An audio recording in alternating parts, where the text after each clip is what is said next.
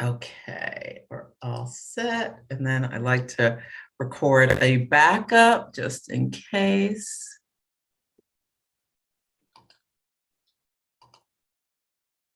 Okay, great. Well, welcome everyone. Thank you so much for joining for this webinar. Let me spotlight myself so that here I am. Okay, I'm all set. Now, do I sound good and clear? Okay, good. Yeah, you sound good, Celeste.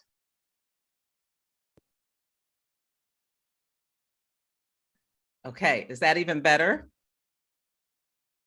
Or the same? I liked the first one better. Oh, really? Yeah. Oh, okay. actually, now you sound fine. Okay, good. Yeah. Okay, well, welcome everyone to the webinar. Thank you so much for joining. And let me introduce Jen. She is here, my producer for the Celestial Insights podcast, where you can listen anywhere you listen to podcasts, where I do astrology for the week ahead. And she's my producer on that, and she's helping out. So she will be helping getting your birth information, as well as if on Sunday, anyone I didn't get to, I wanted to make sure to get to them. So let her know if you were one of the Sunday ones who I did not get to, but I have extra time if needed today. I want to make sure everyone gets their hot take. Who wants one? Okay. I present my screen. And so Jen, yeah, just we're on the edge of Mercury retrograde. So if I say anything that's really off, please just interrupt and let me know. And yeah, you can put your questions in the chat, and Jen will let me know the questions, as well as there'll be time for open questions after I finish the presentation. But today's topic is manifesting with the moon. And just an introduction to me for anyone who's new. I am an astrologer, coach, and podcaster. My specialties include natal astrology, horary astrology, which is the astrology of the hour. It's this incredible technique where people ask questions, like specific questions about relationships, or like, should I take this job, or lost items, where is my wedding ring, or where's my dog, or things like that. And the astrologer, when they understand the question, casts a chart, and the planets and their speed and what aspects they're making will give indications of what happened most recently and what's likely to happen next. And it's amazing for finding lost items and things, and answering questions about, things. So anyway, and then Monday in astrology, the astrology of world events. So I'm the founder of the Moon Mastery Program, which you'll hear a little bit more about later. I'm a Taurus sun, which gives me a practical and grounded approach, and Aries moon. So I like things to be fun. I like to encourage people to take, calculated risks, to stretch yourself, to compete against yourself, to grow your life bigger. And I'm a Cancer rising, so I really enjoy having a safe space where people feel comfortable to share and respected and held. Yes. Now I also have 5 planets in the 11th house. So building community is something that I feel I'm called to do. And yeah, I just have been so blessed to have an amazing community, people who come to these events, people on Instagram or any of my other platforms have always been so supportive of each other and kind. So I just so appreciate it. I'm an avid reader, a foodie, that's the Taurus. The reader, I have Mars and Venus in Gemini. Yeah, I love flat-faced dogs. My little Debo is he's a bulldog puggle mix. So my background is I spent over 25 years in corporate America in sales, marketing, and business development roles for Fortune 500 companies. So I have a lot of experience in leadership and mentoring and that sort of thing. I have a biology background and an MBA. I help a lot of people with their careers and things. Okay, so ways to find me through my website. And if you could let me know, how did you find me? Did you find me on Instagram, TikTok, a referral, whatever? If you could put in the chat how you found me and where you live. I love seeing where people live, especially when people live all over the world. I mean, the internet is such an incredible tool to help bring us together, this global community. We really feel how small the world is. Yes. So you can subscribe to my newsletter, and by joining, you'll be on my newsletter. You can always unsubscribe if you're not interested, but I put out, content, valuable content that for the new and the full moons that I think you will find interesting.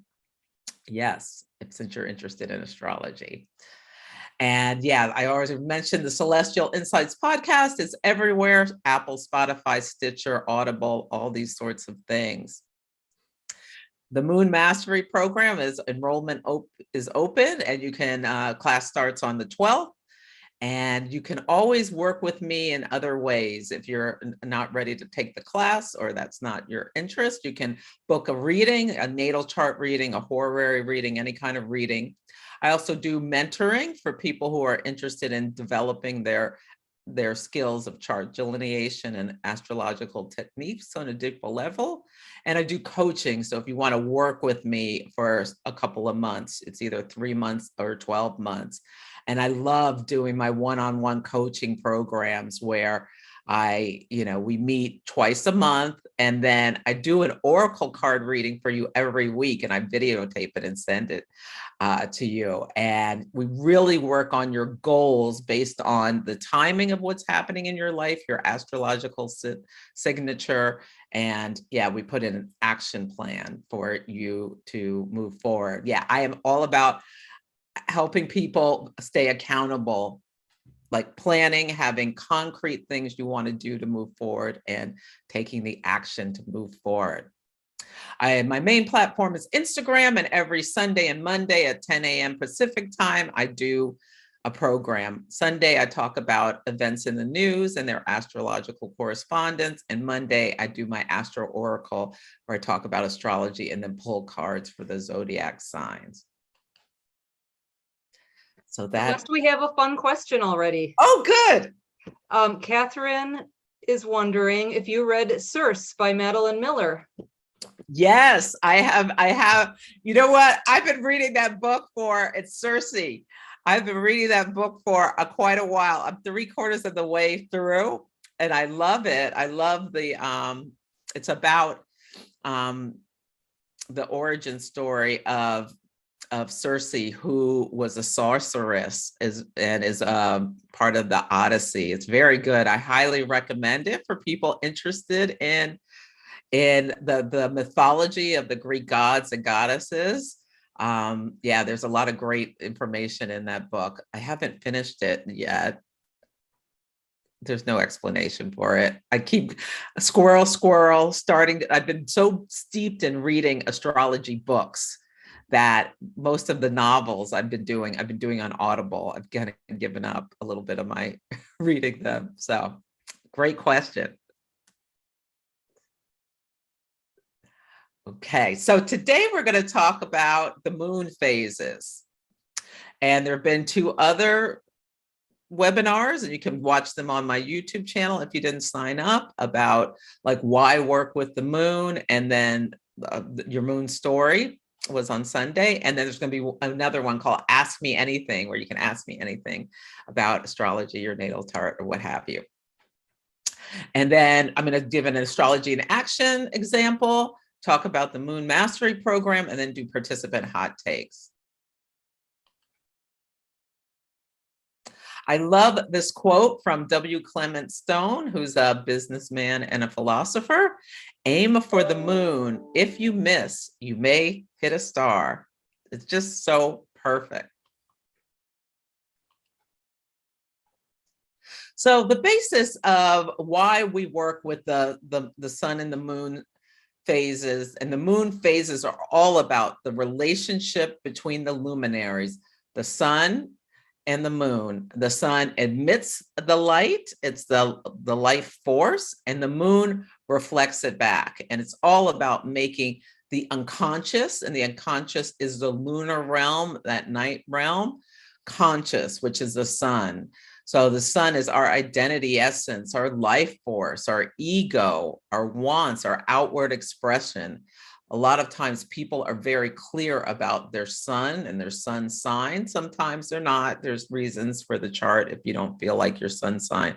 But in general, when people find out what they need to know about the basic traits of their sun sign, they typically, oh yeah, I get it.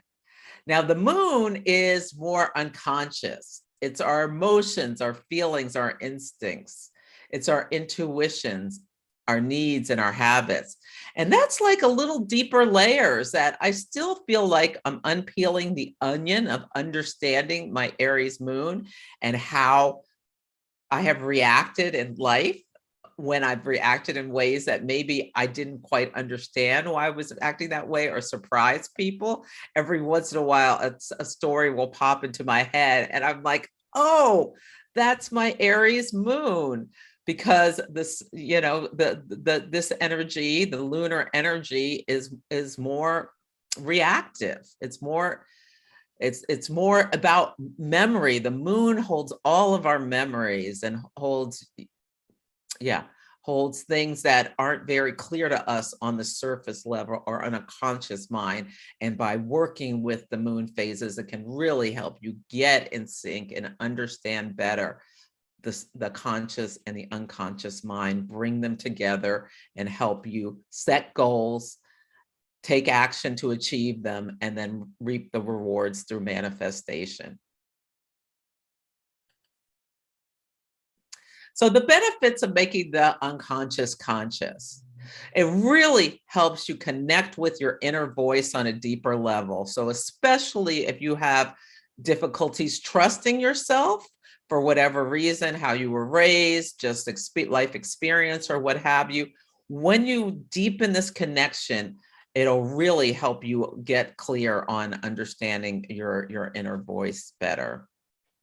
Also recognizing the clues of when you're having a stress response. Once you understand, once you work with the cycles deeper, as well as understand your own moon sign and what's going on with your chart with the moon phases, you can be more clear about if stress responses are creeping up. You can just tap into inner clarity and make better decisions and understand the timing of your decisions and identify and tame self-sabotaging behaviors. And again, pivot from outside guidance to trusting your inner voice. So the phases of the moon. So with the lunation cycle, we connect our inner and outer world. And it's so beautiful because in modern times, especially in Western cultures, we have lost so much of this beautiful connection with the lunar energy, and the cycles, the natural cycles of life are about growth and decay. Things are patterns are circular, they're not straight lines. And the sun and the moon are equals from our perspective on Earth. You know, they really both look about the same size, although we know that the sun is, you know, far bigger. The sun and the full moon can look like they're the same size in the sky to us on Earth, even though their size is actually different. But our outer world and our inner world are so important. And so there's a 29-day predictable cycle that happens continually. We know what the moon phase, what the new moon degree is going to be 10 years from now, 2,000 years ago, next week, that sort of thing, because the cycles are completely predictable. And the sun and the moon meet in the sky at the new moon at the same degree. They whisper secrets to each other, tell each other what they want to bring forth in your life, depending on the sign they're in, as well as what house in your chart they're in. And then the moon starts to pull ahead of the sun. The moon moves faster than the sun, and the light starts to grow. So at the new moon, the sky is dark. It's a very internal period. And then they move apart until the full moon, which is the culmination of the cycle. And there's this growth of light, symbolic of like growth of ideas, growth of relationships, growth of projects, growth of businesses. Then there's a culmination, and then there's a release, and then we start a cycle anew in a different sign and a different house in your chart, typically in the next month. So the beauty of working with the moon phases plus the astrology of the zodiac is that we have an opportunity to experience each of the archetypal energies of each sign of the zodiac, all 12, every month as the moon moves through the different signs, and with the moon phases every year as we go through every different, we have new moons in every different sign. So the ancients, the luminaries, have been followed by people for thousands of years. The ancients planned their schedules by the moon and the moon phases. You know, they hunted, they planted, and they harvested based on these things, as well as celebrating, you know, in the full moonlight. And the word moon month comes from munth. So it's all about, astrology is all about timing. Celeste, Catherine says, has a comment. Maddie Murphy said, the moon expresses when we are triggered, tired, or hungry. Yep, exactly. It's our reactive nature. Yes. Yeah. So once you start to recognize the patterns of how you behave when you are triggered, then you can like recognize it faster and course correct, understanding. Yeah. And you can even be prepared if you know, okay, the moon's going through my 12th house. This is a time where I engage in self-sabotage, or I'm, you know, more emotional or more on edge or whatever. It depends on your personal chart. But yeah, you can really connect in with yourself deeper. Yeah, so the cycle always begins at the new moon, and the sun and the moon are holding hands, sharing secrets. It's seeds. It's a great time to plant seeds. Seeds will be planted whether you use the cycles intentionally or not. But when you use them intentionally and move in the flow of the energy and plant seeds according to the sign, like right now we're in Virgo season. So at the new moon in Virgo, which was, I think it was the 27th of last month, it was a great time to set intentions to get organized, to declutter, to work on your health, things that fall into this earthly Virgo nature energy. Yeah, wonderful time to bring order to the chaos in your life, if there's any. Yeah, for that. And then you could look at the house in your chart and set intentions about that as well. So if it was in your 4th house, maybe there were things you wanted to do as a family in order to set intentions around Virgo topics, where like the whole family, maybe if you have kids and whatnot, would come together and make healthy meals together, or do something, set in some new routines and rituals that would support yourselves and make better, healthier lives. It's just an example of something you may have set with that Virgo moon. Or if you have a business, it could have been, okay, this is when I'm going to get all of my receipts and everything organized and straight, or I'm going to implement a new system, like I use Acuity for appointments, or using like some task-based, I use Asana for tasks. Like you could decide to implement something to help you get more organized in your business or whatnot, as an example. So at the new moon, this is a key time to make sure to have some kind of ritual It's a time to set intentions, make wishes, take things slow, contemplate, and plan. And so at the exact new moon, that's a great time to like just make wishes, to send wishes to your guides or God or whatever your higher power is, and for what you want to manifest in your life. And then as the moon grows, it's really a time to put the intentions down on paper and then start to take action for them. So a lot of times you'll find that new relationships start at the new moon. It's a great time to quit habits or begin new routines or plan business launches and start new projects. So the waxing phases are the crescent moon, and you can see the crescent moon. This is what it looks like in the sky. The first quarter moon and the gibbous moon. So this is when the moon is pulling ahead of the sun by the degrees mentioned here. And as light emerges, you will feel within yourself an internal push to make some progress towards what you set out to do. And the inner voice may become pretty urgent at around the first quarter moon, because that's what's called a crisis of action. This is when the sun and the moon are in right angles to each other. They are in, and the aspect is called a square. And you can think about, like, if you're sitting down in a chair, your legs are in a square and you've really got to push to like stand up.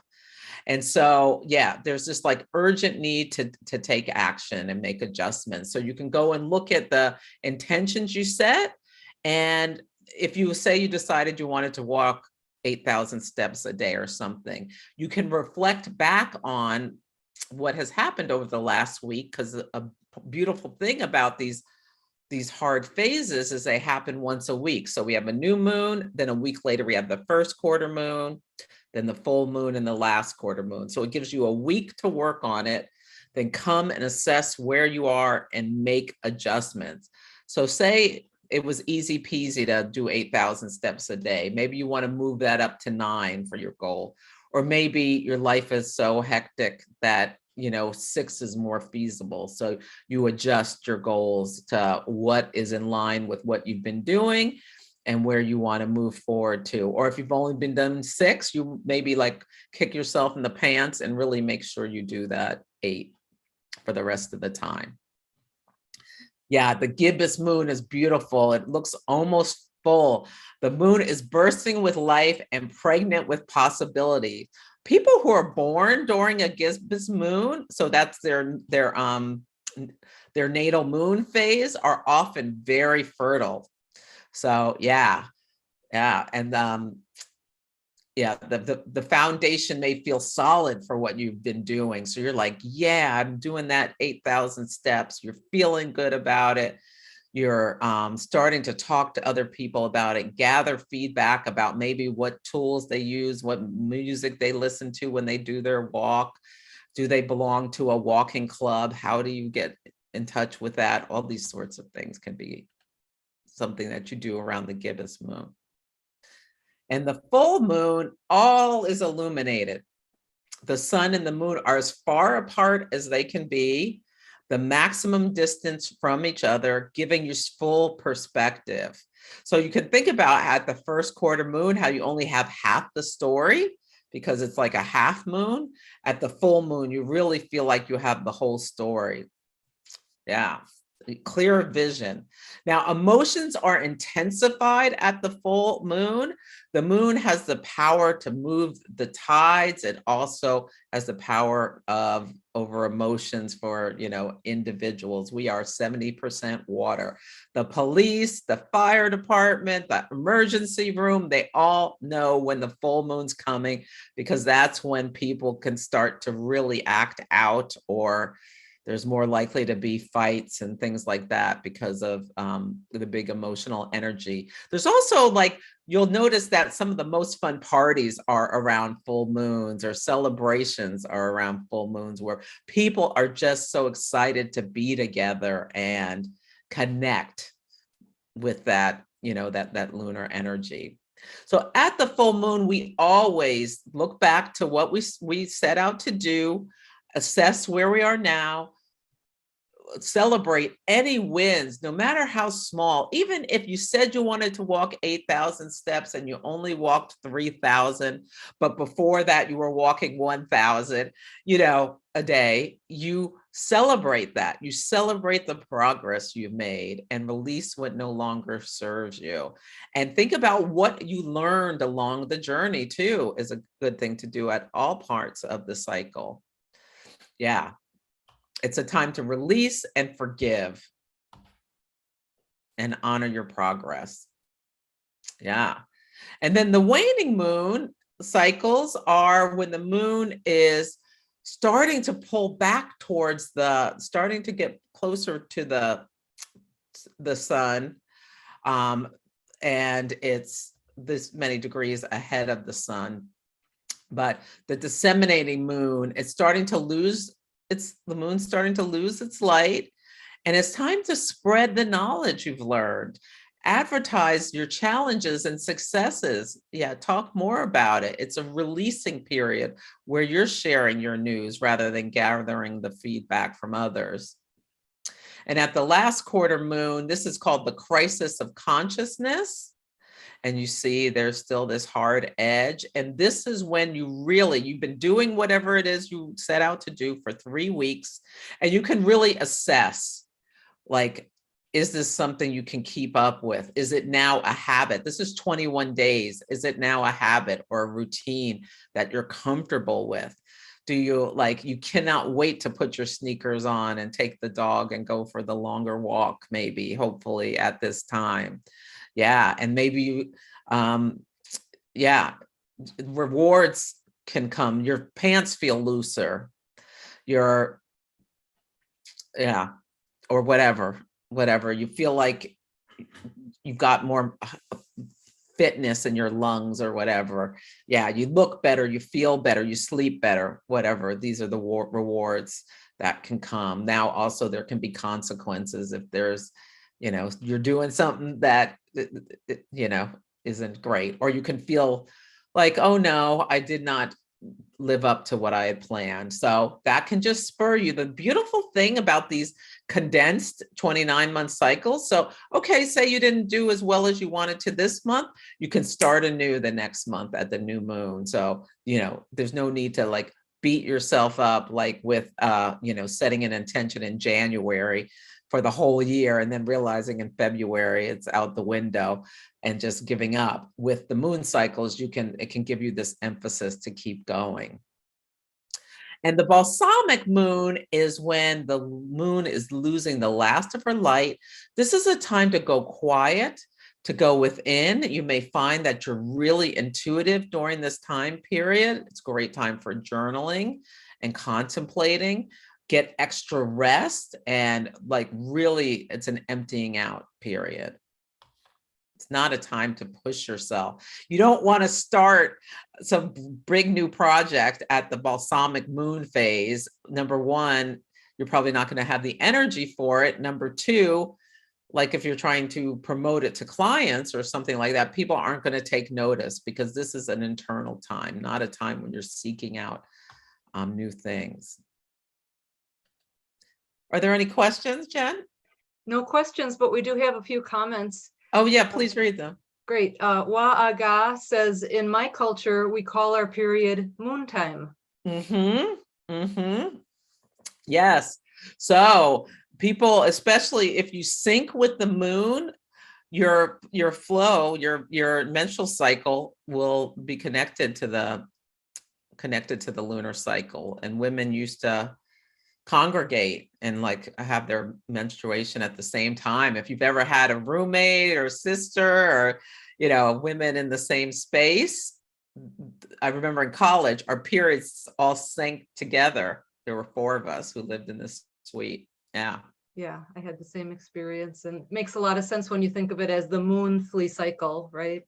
Yes. Yeah. Let's see. Judy says, she's joking about herself. I think she wrote this during when you were talking about the gibbous. She said, fertile myrtle, I had 3 kids in 4 years, LOL.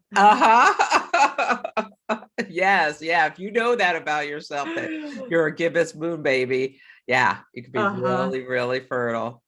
Catherine has a question here. How do you know what moon you were born under, aside from full or new? Yeah, so it's about the relationship between the sun and the moon, and you can count the degrees. This is something we learned to do in Moon Mastery, but I can also tell you, and you can go to, if you go on my website, there's on the home page, there's a thing to go to astrocharts.com. If you put in your birth information, it'll tell you what your moon phase is. Yeah. That was it for questions, Celeste. And then I just commented that my sister-in-law, I've never told you this, Celeste, she's a labor and delivery nurse. Oh, uh-huh. They always know when the moon is full. Just like you were saying. Yep. Yeah. And they're more likely, more babies. Yeah. Mm-hmm. All right. Yeah. So just a note. So on my website, and I'll send it with the recording. You'll get an email with the recording, and I'll put in there the new guide for setting intentions with the moon for Libra season, Scorpio season, and Sagittarius season. So I update this guide every quarter, which gives you worksheets and talks about how to work with the moon phases and gives guidance on setting intentions. Okay. And it also has this great sheet in the back that tells you all the dates of the moon phases and the degrees. So not every new moon is as impactful for you as every other. They're the most impactful when they are within 2 degrees of on either side of one of your personal planets or angles or north node or something like that. Okay, so yeah, so this is just a summary that I tried to work with all 8 of the cycles. I found it was a little overwhelming. So I work with the big 4, the new moon, the first quarter, full, and closing quarter. I make sure that I take time to think about and review what I intended to do. Where am I now? Where do I want to go from here? And that sort of thing. Yeah, and then celebrate at the full moon. But I love using oracle cards or tarot cards to and I always do new moon and full moon on my Instagram, and as well as my newsletter journal prompts. And those are great to pull cards based on or just journal about. Okay. Now there's this larger story that you'll learn more about if you decide to take Moon Mastery. I also post this every week on my Instagram and Facebook, that Dietrich Pessin is an astrologer who figured out that it's not just the monthly moon cycles. There's these larger 27-month cycles where there'll be a new moon, and then 9 months later, just like a pregnancy, a lunar gestational cycle, there'll be a first quarter moon at approximately the same degree, then a full moon 9 months after that, and then a last quarter moon 9 months after that, all at approximately the same degree. And you will find when they're especially close to one of your planets or points, these cycles, you may have a story that connects to the cycle. Like I remember I had someone who took Moon Mastery last time, moved every single one of these cycles it was a Sagittarius cycle, and literally moved, and the planet I think was in their 4th or 12th house. Like it was like clockwork for them. But I say give a week or 2 on either side, and try to see if you can connect the story. They can be pretty incredible. So on March 13th of 2021, there was a new moon at 23 degrees of Pisces. So if you have Any planets or points, especially around this, the 17 to 23, there may be something that's happened already or is about to happen, unfolding a story for you in your life.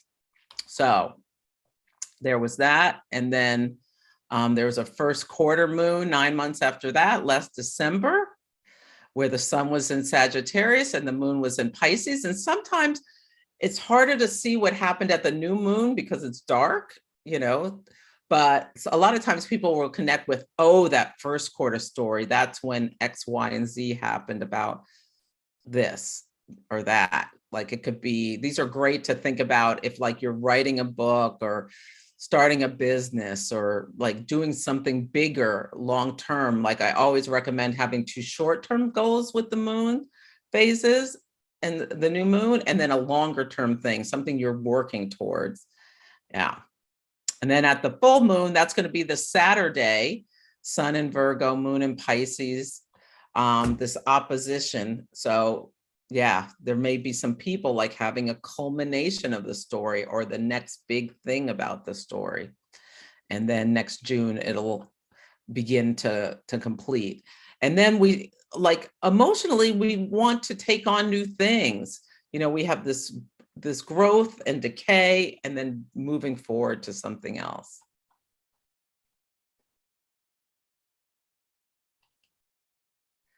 So since this is a really interesting example, so it's not just people who have birth charts, things like court cases, businesses, anything can have, like a building, anything can have a birth chart. So the Roe versus Wade decision from back in 1973 is a fascinating and timely example of astrology in action. And one of the things that's most interesting about this chart is you can see that the ascendant is at 29 Pisces, the IC is at 29 Gemini, 29 Virgo, and 29 Sagittarius. These are all mutable signs. And the mutable signs, there's just this nature of flexibility, adaptability, changeability, that it's uncertain. So there's cardinal initiating energy signs, there's fixed, which like if something's fixed, it's not changing without brute force. And then there's this mutable. And you can really feel it with this decision because there's been this constant over the last almost 50 years, constant fight over, women's reproductive rights with Roe versus Wade. It's also very interesting that the moon was in Virgo at this time. And we can think about Virgo, the virgin, the maiden, the woman who, there's also a sense with the Virgo of like independence or sovereignty over their decisions about fertility, as well as Virgo is considered one of the barren signs in astrology, which is important, like horary, like if someone wanted to know, am I pregnant? And you pull a horary chart and there's a bunch of barren signs. They're barren signs, just in case people are interested, are Leo, Virgo, and Gemini. And the fertile signs are Cancer, Pisces, and Scorpio. So you can pull a chart and see, yeah, you're pregnant, most likely, or not, like that sort of thing. Also, Jupiter and Venus are associated. Jupiter with sperm, Venus with the womb. So they're both associated with pregnancy. They're the benefics. They're like bring life. The malefics take away from life. So Jupiter, which also represents the quartz, is at 22.5 degrees of Capricorn. And the cardinal signs, 0 degrees and 22.5 degrees of the cardinal signs, are world points. So when you see something at a world point, oftentimes there's it gets a bigger audience or a wider audience. So you can see Jupiter judges, made a decision. It was a legal case. 11th house has to do with, well, that's more Congress. but the people, the collective, they made a decision for the collective, a judgment. And yeah, it was on a world point, had big, big ramifications for a lot of people. And it was about women as well. And the North Node was here. So was kind of like pulling women forward in terms of, having some autonomy over themselves and their bodies. And you can see Jupiter is squaring Uranus. So it was very surprising. It was a shock to some people. Uranus is a planet of shocks and awe. Okay, that's all I wanted to say about that, I think. But feel free to put any comments or add anything. Now, the fascinating thing about this is, so when there are moon cycles that activate your planets, like I was just talking about, they can really be important. So Roe versus Wade was overturned. Sorry, I put 2024. It was this year, June 24th, 2022. But the moon cycle that happened a few days before that was on June 20th. And that was, the sun was at 29 degrees of Gemini and the moon at 29 degrees of Pisces. The sun on the fourth house, the IC is also called, the fourth house is the fourth house, also the fourth house of the grave. So you can see the sun spotlighting the end of this. You can also see the moon at the ascendant. The ascendant speaks to the identity of the person, or the thing or what have you, the perception of it. And you can see the moon, like this last quarter moon, it was just, it's just gone. It's dead. The law is dead. And you can also see, just interesting, that Ceres, the asteroid of motherhood, at 15 degrees of Cancer on the South Node. Things go down the drain. The South Node is a cosmic drain. So this decision sent, things down the drain. Yeah. Is there anything else I wanted to say about that? No. I think you get the picture that you will see. So if you see a moon phase coming up that really activates your chart, there can be an opportunity to, if it's a new moon, start something new. A full moon, something will be revealed. A last quarter moon, you think about the lessons learned, that Congress should have taken care of this, a long time ago and put things into law. And people have different opinions about it, but I guess I'm sharing my opinion that I think it should be legal. So anyway, any questions about that?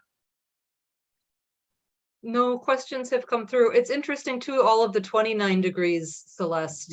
29 is a karmic degree. It's the last degree of the zodiac signs. Every sign has 30 degrees from 0 to 29. So if you have planets or points at 29, they're very important in your life. Yeah. Yeah, no other questions. Heather says I'm a 29 sun. Christine says no questions, but it's fascinating. So yeah, it's interesting. Okay. Christine asks, 29 is completion and mastery, right? She's asking. Yeah, it can be. Yes. Yeah. And you also, like, a lot of well-known people have planets and points at 0 or 29.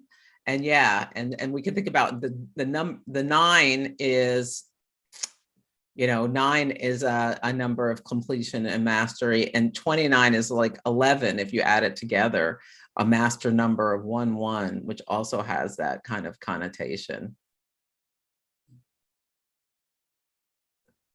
Yeah, great. Okay, so I'm going to talk about the Moon Mastery Program for a few minutes, and then we will do participants' hot takes. So Moon Mastery is my signature program that really has two main purposes. It's a tool to help you deepen your relationship with yourself and your inner world. And it's about self-discovery, yourself, the people you love in your life, how you can relate with them better, and how they understand how yourself and other people tick more clearly. Astrology really is the language of self-compassion, or the language of compassion. You really just, I mean, it's just unbelievable how much you can learn about yourself and others by understanding astrology. And then the second part is manifesting. My practical Taurus sun, using this tool in order to bring things in your life that you'd like. So there are two choices. You can take Moon Mastery 101, which is 6 weeks, or 101 and 201 together, which is a 12-week program. They're interactive classes. I teach live on Zoom. They're going to be on Monday nights starting at 5 p.m. Pacific time for 90 minutes. And it's interactive. You can ask questions. We're doing chart work with the participants' charts and that sort of thing. So in this class, you'll learn some of the basics about astrology, as well as develop a much deeper connection with your big three. And there's a VIP community in Kajabi, so it's not on Facebook, so it's a private community, and get to experience astrology in action. And I just love the community building, as well as you can have a study buddy if you so desire. So you really can get a better understanding of the moon, her phases, eclipses, all sorts of things. The moon is so rich in astrology, and I feel like a lot of times it's kind of given short or like glossed over in astrology classes. So that's one of the reasons I felt called, plus my Cancer rising, to develop this program. You also get a simple framework for intention setting that will help you create a personal action plan for success now and for years to come. So why take it? If you're interested in understanding your cosmic blueprint better and having a flashlight to illuminate the shadows and dark spaces of your psyche, this is a wonderful thing to take the class for. And to really like to connect in with your inner guidance. It's fun and insightful. I mean, astrology, if you're an astrology addict like me, I mean, you just can't get enough. And it's just constantly, I'm in awe of the universe and its workings with astrology and working with astrology charts. And working with the moon cycle can be life-changing in terms of helping you to reduce your stress, increase your joy, achieve goals, and just building better relationships with more ease. So this is the syllabus, and I dropped in the chat, and I'll just drop it in again. This is the link for the class, and you can see each of the classes to see if this is something you're interested in. But these are the different classes where, we get into the natal chart, we talk about deep dive into each of the natal moon sides, talk about the phases more deeply, as well as your natal moon phase you learn in the class, and get the lunar planning tools. For Moon Mastery 101 is a complete course in of itself. And then you can also, if you want to go even deeper, take 201 as well, where get into advanced techniques. And learn more about eclipses and astrology in action and progressions in the progressed moon and whatnot. We have a question, Celeste. Yes. It's from Elle, and she's asking, do you reveal or suggest any rituals you may do during different moon phases during Moon Mastery? Yes. Yeah. So we talk about suggested rituals and things that we can do to help like stay on task and stay on target and do rituals. And one of the things that you get, I'll show you in a moment. Well, this is the course promise, but by the end of the course, you'll have a new perspective to make more conscious decisions, improve your relationships, and achieve your goals, and a framework that you'll work to plan the next 6 months, but you can use for the rest of your life. Now, one of the bonuses you get is these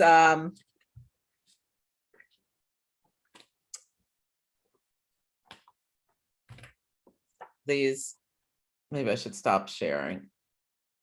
You get these, you'll get the the PNGs of these moon phase cards that have on them each of the moon phases and the question, the lunar question you should be asking yourself, as well as you get ones for each of the zodiac signs.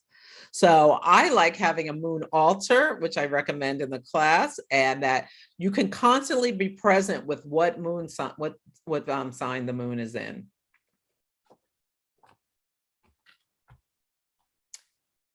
And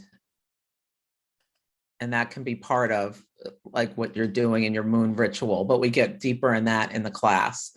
So if you want to get a personal reading or take a coaching program, you can have 20% off if you take the class. You also get a free digital calendar from Wise Skies Collective. Tiffany Harlick runs Wise Skies. She's one of my collaborators, and I'm a master teacher for them. And the Procyon bonus, I think there's 2 more spots for the free first 10 students get Ask Me Anything, an $80 value. So you can, and Procyon is a fixed star that it's like opportunities you have to grab and then they can be gone. So yeah, so if you want that, you can sign up and you'll get the Ask Me Anything, where you can ask me anything about your natal chart and I'll create a video, like, or ask me a question, I'll create a video and send it to you, as well as pull an oracle card for you. So yeah, I love doing those and people love them. Okay. So Moon Mastery 101, it's a 1 payment of $440 or 2 of $260. And then 201, doors will open October if you just want the more advanced class, 1 payment of $530 or 2 of $300, or you take both and save substantially, both for $800 or 3 payments of $300. Okay. So these are just some resources. This moon guide, which I'm going to attach to the email I sent out, and then 3 books that are good ones to. New Moon Astrology by Jan Spiller, I love. She has a lot of great suggestions. If you want to nerd out, the Book of the Moon is more for a deeper understanding of the astrology with a little bit of astronomy and whatnot. And Moonology is a good book too. So that's it for the presentation. Are there any questions? None that have come through so far. Okay. Great. Okay, so let's do hot takes for people's readings. Yeah. And if there was anyone I missed last time when I told you, you know, you were going to be prioritized, speak up.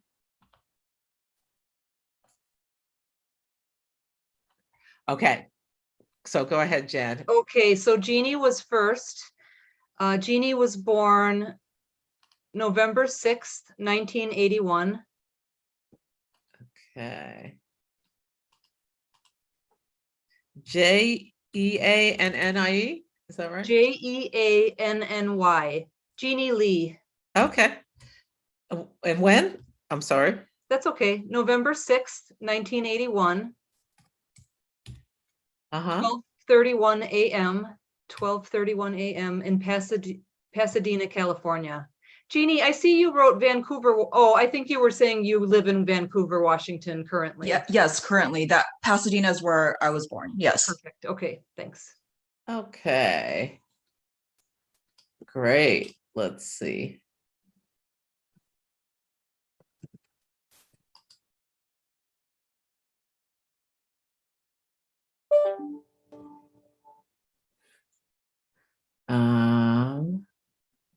Give me 1 second. I need to. Okay. Let me.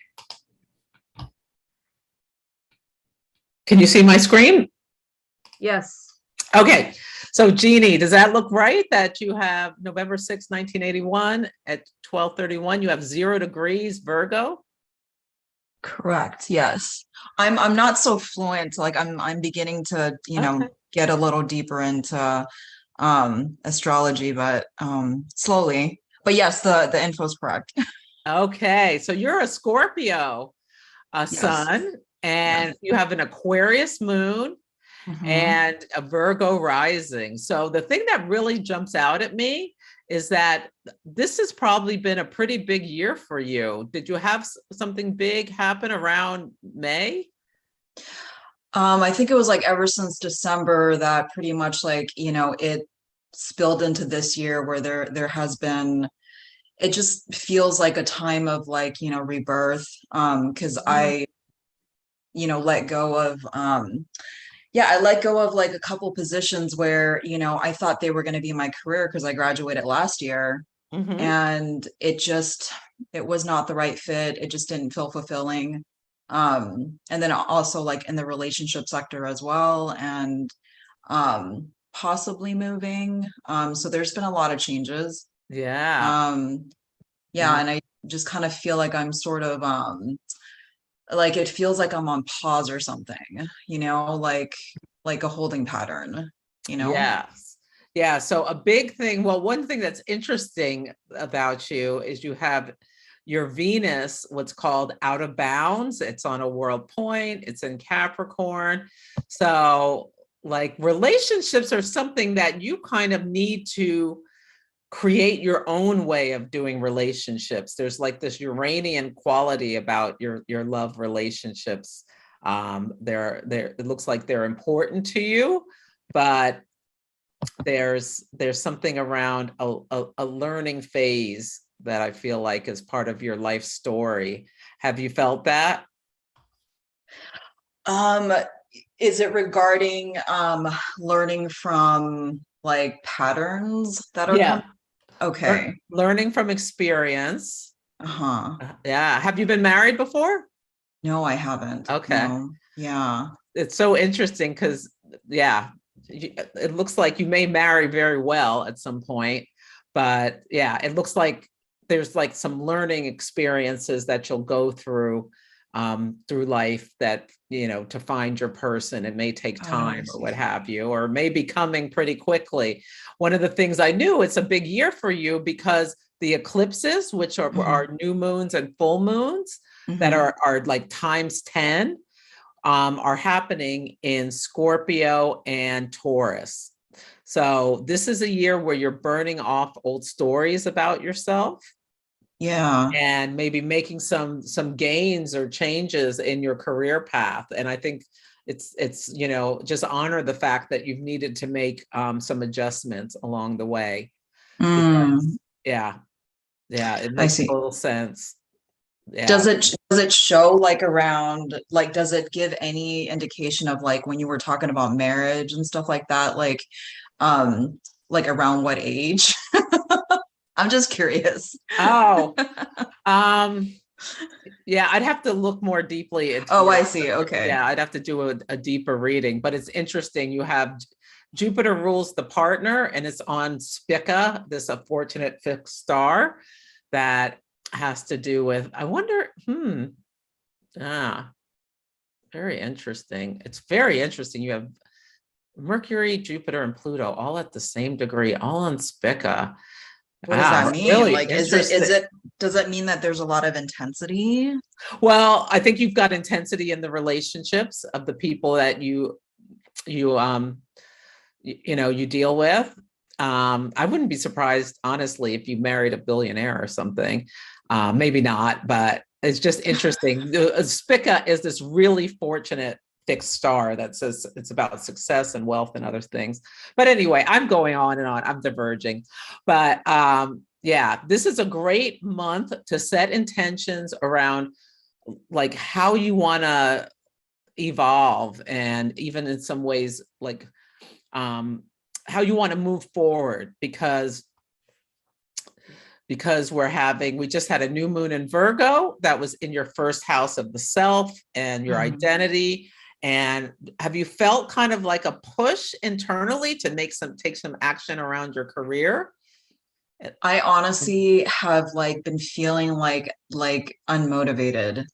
And I'm thinking that maybe it's because during the time when I was in school, because I took a program for 2 years and I graduated last year, but I just was like on go mode like all the time. I was working, I was going to school, and it just was, I had a lot on my plate. So I was constantly just on go. And so ever since my transition, like in December, I just kind of feel, I feel like, you know, whatever, I guess, like my emotions are catching up with me or something. Because I Okay. feel like it's been wanting to just process and move out of me or something. But I just feeling like I'm like unmotivated. Yeah. Okay. Okay. So what is happening is the South Node is going through Scorpio. So you may find that you're tired, Uh-huh. that you do need some mental rest. And that, yeah, so maybe this month will be more about routines and rituals for supporting yourself, and like after like letting your nervous system rest, and doing some things that are supportive of it, so that you can maybe feel more invigorated to take action next month, Okay. So at the Libra new moon. so Yeah. you're saying next month is key to like take those steps. Well, next month there'll be a new moon in your second house of resources, which has to do with money, salary, Oh, that okay. sort of thing. Yeah. So if this month you want to focus on your health, Mm-hmm. the Virgo is very about the health, is about routines and rituals and daily life, that these are good things to do. You might want to come get a full astrology reading, Mm-hmm. because this is a really big time for you, a big year for you. Yeah, I can see that you're under a lot of under a lot of like maybe feelings of feeling pressurized is what I sense. Yeah, because it's hitting areas of stability for me. So Mhm. it feels like you know, yeah, it's uncertainty. Yeah, yeah, Yeah. Yeah. yeah, yeah.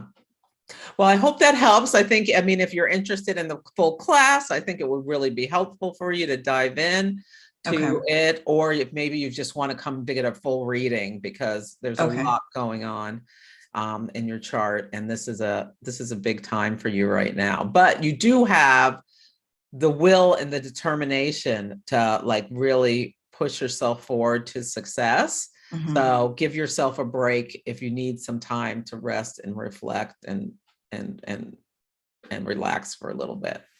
I see. Okay, thank you so much, You're Celeste. welcome. I appreciate it. Oh, my pleasure. Okay, Jen. Okay, Nancy, is Nancy still here? Yeah, I'm here. My internet's rubbish. Sorry about that. I keep jumping in and out. That's okay. I'm here now. Celeste? Thank you. Celeste, Nancy's birth date is September 18th, 1981, Mm-hmm. 4:56 a.m. in London.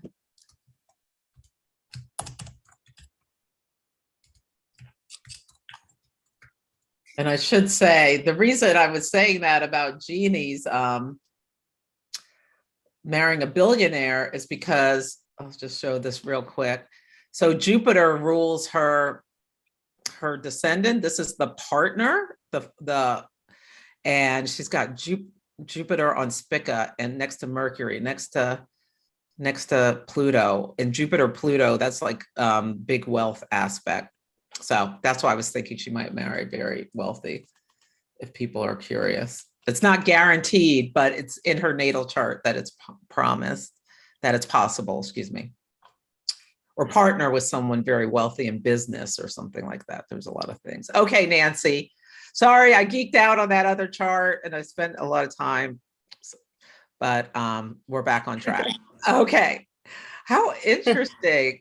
Nancy, you and Genie have the same exact midheaven, and you're both Virgo risings. It's so interesting how people have similarities in their charts when they come. Yeah. Okay. So you're a Virgo sun and a Taurus moon. Yeah. And a Virgo rising. So very, very earthy. And you said you did a shamanic work? Yeah. Well, That's one right. thing that's very interesting, I don't know if you realize this, but your midheaven is on the fixed star Algol, which is one of the most feared fixed stars, and it has to do with the Medusa mythology, as well as the Oh, Lilith mythology, about someone who, like Lilith was Adam's first wife, who wouldn't be subservient. It has a lot to do with things like men wow. fear, That's right. that men fear about women that are in charge of their own sexuality and things like that. So Medusa was this beautiful maiden who was raped by Poseidon in his temple, and Pallas Athena punished her and turned her into a hideous monster. That people who looked upon her would turn into stone. And then Pallas had Perseus kill her and behead her. So it's called the beheading star. So you can think about, have you ever felt beheaded figuratively in work situations, or about your status or your career or anything like that? Or you can think about Wow. that mythology. And the same goes for Genie. You can think about that because you have the same degree on your midheaven, and Algol's at 26 Taurus. So anyway, and you have Uranus exactly opposite it. So do you just get like downloads and just know things? Yes, I do. Yeah. Yeah. Yeah. Wow. So you can see that in your chart as well. Do you do work specializing with women at all, or? I want to. I haven't managed to get it together yet, but yeah, I want to. Yeah. So think about that Algol symbology about yourself for your career. And this is a big year for you because Uranus, the North Node, and Mars all met on your moon. And they met at 18 degrees of Taurus on July 31st and 1st. August 1st, July 31st, August 1st, starting this big new cycle for you, and in your ninth house. And the ninth house can be higher education, it can be travel, it can be about broadcasting. Do any of these things sound like something? Oh yeah. Sorry, yes. Big changes this year. Loads. Everything you're saying is absolutely spot on. That's amazing. Yeah. Yeah. So yeah, this is a big time for you. I don't feel like you're as under the same amount of pressure as Genie. But there's like potential like moving, and you maybe already moved this or something. This may have been big for you as well, but not to this, not to the same extent. Oh my gosh, thank you so much. That's so interesting. Yeah, you're very welcome. And yeah, this is a good time this month for you as well. There was a new moon right on your ascendant to think about who you are, your brand, your identity. How do you want to change it in any way? How do you want to, be more prominent in whatever work you're doing and that sort of thing. Oh, okay. More work to do. Thank you very much, Celeste. Thank you. Oh, you're welcome, Nancy. See you soon. Okay, sounds good. Okay, Jen. Okay, next on the list is Caitlin. Caitlin, are you still here? Yep, I'm here. Perfect. Let me read this off for you, Celeste. Okay. October 7th, 1986, 12:39 p.m. in Amarillo, Texas. My fellow Libran here. All right. Yes. And is it Caitlyn? Lin. Caitlin.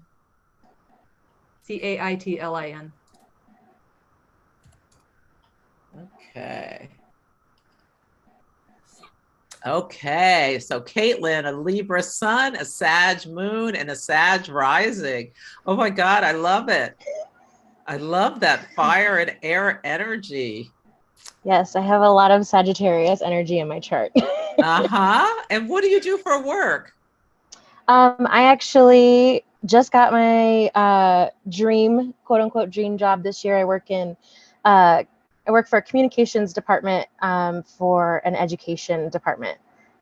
Very nice. Well, Jupiter, so Sagittarius rising, there are people who are often interested in higher education, or like, because Sagittarius is the wisdom share, or the wisdom keeper. Yeah, and there's like this nature of like a big like desire to expand or expand horizons, either through Mhm. through wisdom topics or information topics, or just experiences. But with your Yep. Virgo midheaven, Virgo is a sign that like is organized, practical, like it felt like there was something very earthy about your job. So that makes sense, that you do something in education. And I love that you're in communication with your son in Libra. You Yep. probably, are you very diplomatic? Sometimes to a fault, yes. Ah, yeah, yeah, yeah. And your moon in Sagittarius. So emotionally, there is this need and this desire within you, um, to have some sense of freedom in whatever you do, have some sense of adventure. Do you challenge yourself at all, or do you hold yourself back? You have Saturn next to you. It depends. In relationships, I hold myself back. In my career and other life pursuits, I don't necessarily hold myself back. Mm-hmm. Yeah. So yeah, that Yeah. Saturn gets tangled up in my moon sometimes. Yes. Yeah. So the moon is this like soft, gentle body, and Saturn is like a rigid spine. So Hmm. typically when people have Saturn next to their moon, for some reason, most likely dealing with your childhood experiences, you've kind of put some walls or some framework around your emotions in order to protect yourself when people have Yep. that moon Saturn connection. So yeah, that totally makes sense. Yeah. That sums it up. Yeah, yeah. And I love how you have Uranus right at your ascendant.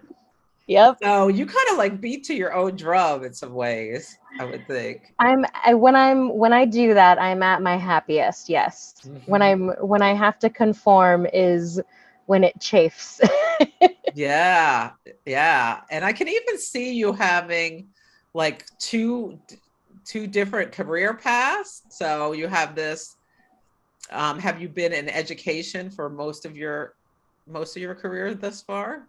Sort of. I used to teach English Ah, in South Korea, and so I did okay. that for 2 years, and then uh, I work for the Department of Ed, and I enjoy that. And then on my side like job is I sell Mary Kay, so I also do a lot of skincare consulting in addition to like my actual job, where I get to use more of like the writer creative side. Ah, I knew there had to be Yeah. something going on. And it's so interesting. On your sixth house, Venus rules your sixth house. And sixth Uh-huh. house can be about like the money we make for the work we do, but it also has, yeah, the fact that Venus, it's really interesting. Venus in Scorpio is ruling your sixth house. So, ah, and you work like you do skincare, some stuff. I Hmm. wouldn't be surprised. Like I feel like this like apothecary nature to you. Like you maybe have the ability to like have the right ingredients for people, and maybe this comes in with the Mary Kay stuff. Like, is this something you're passionate about, or just something you do for? It's something that I am passionate about in the sense that like it was something I struggled with a lot as a kid. I had bad skin. And Ah, so when I'm passionate about helping other people feel good in their skin, whatever that looks like. And then but I do have a lot of friends that come to me for advice, um, especially when it comes to astrology or other things too. So yeah, people do seem to come to me, and I have a best friend who's a strong Virgo, and she always comes to me and says, "You always see the side of it that I can't see." So ah, yeah, yeah. yeah, yeah. No, I can totally see that. Yeah. Well, it's really interesting because you're having a new moon. The new moon that we had on the August 22nd is in your ninth house of expansion, higher education, astrology, broadcasting, things like that, in an exact square, almost not exact, 4 degrees and 6 degrees to your natal moon in the 12th house. So like this is an activating new moon for you. Did you set intentions? Yes. So I recently just went through a breakup. And so a lot of my intentions have been focused on new grounding, focusing on self. And a lot of that does revolve around like my spiritual practices involving astrology and tarot and other spiritual things. So yeah, it's been pretty activating for sure. Well, you see this, there is a cardinal T square. I mean, not cardinal, mutable T square. So this new moon squared Mars opposite your moon. Moon rules relationships. Your moon's in the 12th house. So that really speaks about this being like a breakup, an ending. The 12th house has to do with endings. So I'm not surprised that you're doing that. So you might want to consider moon mastery. It may be something you really like with the new moon in your ninth house.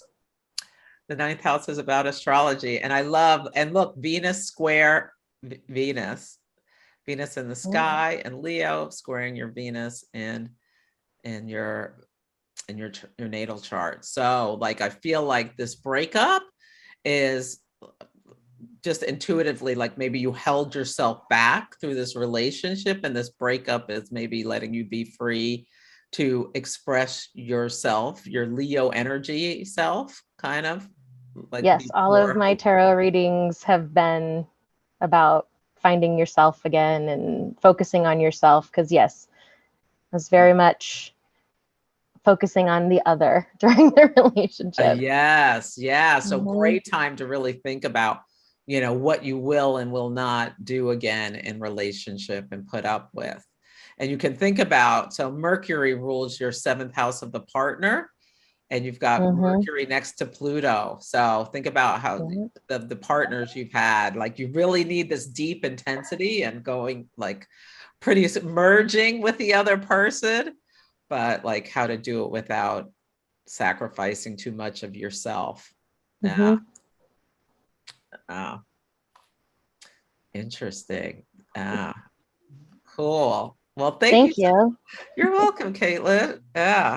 Yeah, this is a lot of people who've been coming to these are having this new moon is really impacting them. It's so interesting.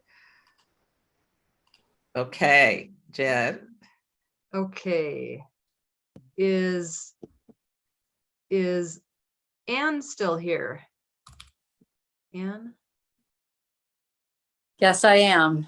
Great. All right, Celeste. Anne's information is March 5th, 1962. 9 a.m. in Cleveland, Ohio. Okay, and is that Anne with an E on the end, or just? It is, yeah, Anne with an E on the end. Okay. Okay, Anne, a Taurus rising, March 5th, 9 a.m. Is 9 a.m. exact or approximate? Actually, I paid for a chart rectification at one point. It came up with for me, so. Okay, great. Yeah. Okay, so you're a Pisces sun and a Pisces moon. So you were born in the balsamic moon phase. Are you really intuitive? You know what? I don't know that I am. I'm very sensitive. I don't know that I'm intuitive. I need to work on that, I think. Yeah. Have you ever worked with oracle cards or tarot cards or anything? Well, I've had a rough few years, and I kind of really got into astrology and tarot in the last 4 years. And yes, I own tarot deck, and it's very right on for me when I do it, I think. So yeah, I would recommend for you. So when people have strong Pisces energy, sometimes they take on their ascendant as the personality. So you can think about how Taurian you are, like grounded and stable and yeah, all that sort of stuff, practical. But that Pisces energy, you have 3 planets in Pisces. That there's just like, I just feel like you're really at your core, plus the balsamic moon phase, probably very intuitive. So you might want to consider every day pulling a tarot card. What do I need to know about today? Okay. And like at the end of the day or the next day, see how the story shows up in your life. And it may take some time, but you'll start to see, I think that'll help you deepen your relationship with your intuition. Maybe it's something, maybe because in your family it wasn't valued or respected or whatever, but I think you'll find that you probably are very, very intuitive. Oh, well, great. I will definitely do that. Yeah. Yeah. And let's see. So you said you've had a tough couple of years. 4 years, I would say. I do very, very poorly with my Saturn returns. I've been through my first one was a disaster. My second one was pretty much a disaster too. So yeah, I'm coming out of it now, but it was a disaster. So yeah, well, Saturn's in your 10th house, so the disaster may have been a little bit public. Have you felt that? it was breakups, significant both times. Yeah. Yeah. So it's like, yeah. Saturn almost exactly squares your descendant. Yeah, you have a T squared to Saturn. Yeah.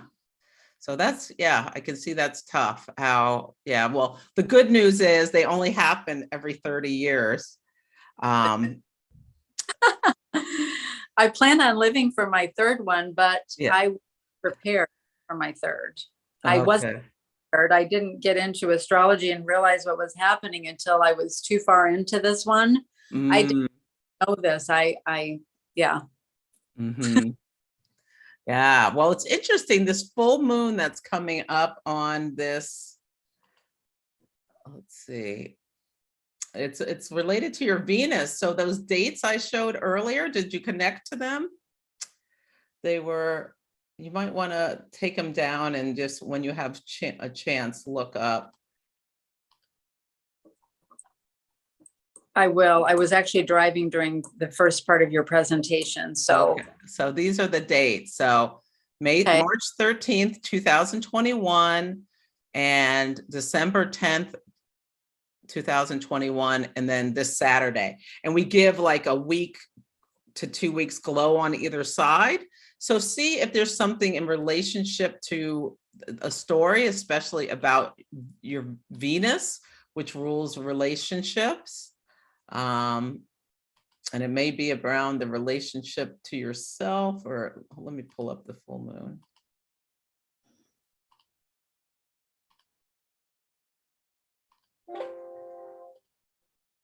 So,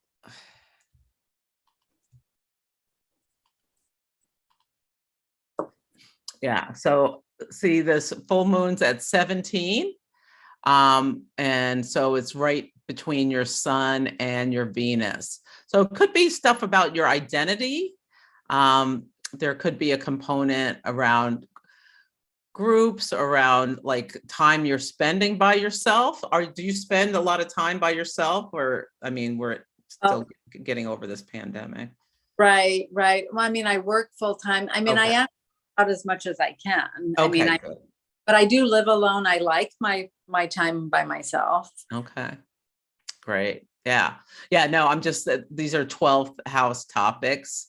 So I was just curious if there's anything that comes up with a Pisces full moon. There may be something more internal that you're thinking about in terms of, I don't know, getting yourself maybe. Have you always worked behind the scenes with things, or? Yeah, I'm a nurse. Oh, okay. So this is that healing energy. Yeah. So I'm public all the time, but I do have an issue with a relationship that started in my last 4 years that have been rough, where I've been toying with, do I just totally get rid of this person, or do I Mm. my life in some capacity? This is a big thing. And I keep thinking every time there's a significant astrological event, is this finally going to give me the, the knowledge to say, yes, this is bad. I just need to cut it. I'm just, I'm constantly toying with this relationship in my life. So, Okay. Well, what is happening? So you are a Taurus rising, and the eclipses are happening in Taurus and Scorpio. And so the next eclipse is on October 25th. The sun, moon, and Venus will all be at 2 degrees of Scorpio. It's going to be right on your your descendant, opposite you. So this will be something that to do with the partner. And you see the south node here is on Neptune. So I don't know if you're very disillusioned by this relationship, you may decide that it's time to let it go. I'll pull a card for you. What do you need to know about your relationship to think about?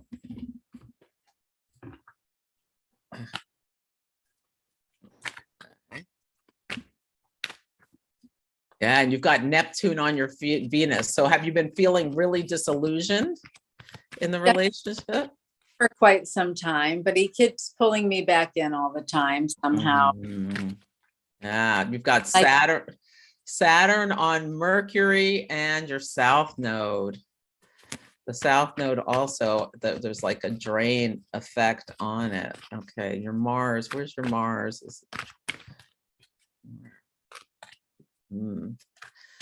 Yeah. Like when Saturn hits your Mars, because Mars rules the partner, because it's Scorpio, that may be when you decide to separate or sever the relationship, or to stick with it, stay committed.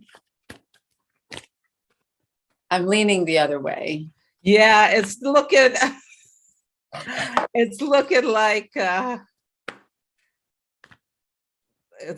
like because the south node's in your 7th house. The south node's a cosmic drain. It's like a release valve.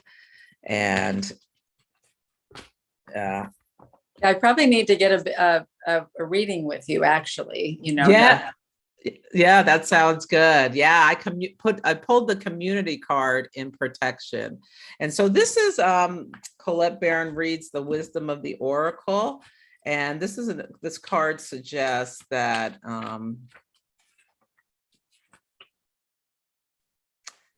beware of compromising your integrity in order to belong. How do you dim your light or change yourself so you will be accepted in the group? Is part of the reason you're staying in this relationship is just in some ways to have a relationship, or maybe I've had a friend tell me that. Yeah. I have going for me, but yeah, I do have other things going for me, but I would be fine without that.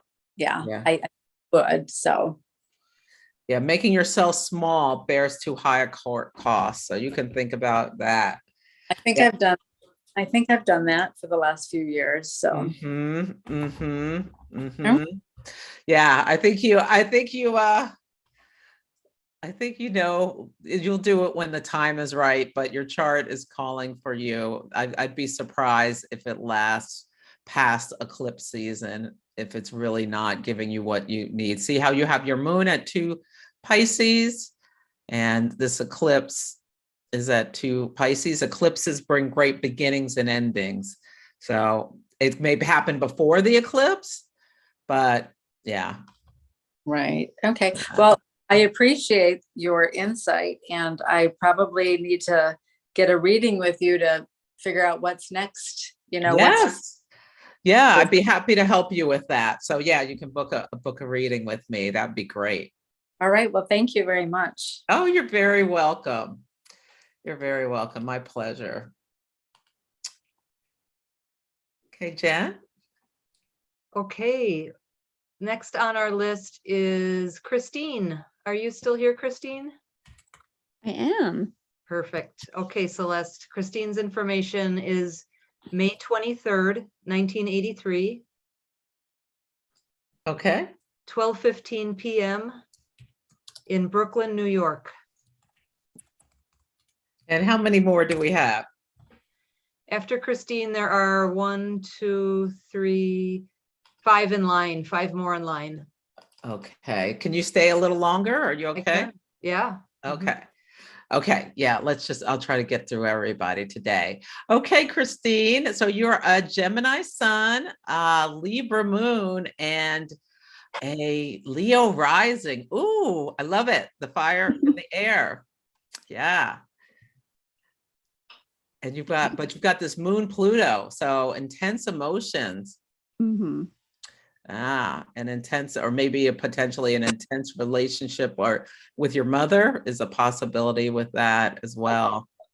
Yeah. I was just saying in the chat with Jen, I was listening, I have a Saturn conjunct moon situation, Mhm. and I was reading about how that can have implications for your relationship with your mom. And I actually have to have a serious conversation with my mom after the Zoom. So I was like, oh, the universe is reading me for filth. Mhm. Oh, Very interesting. Yeah. And you as well. So you have a Taurus midheaven and a Scorpio.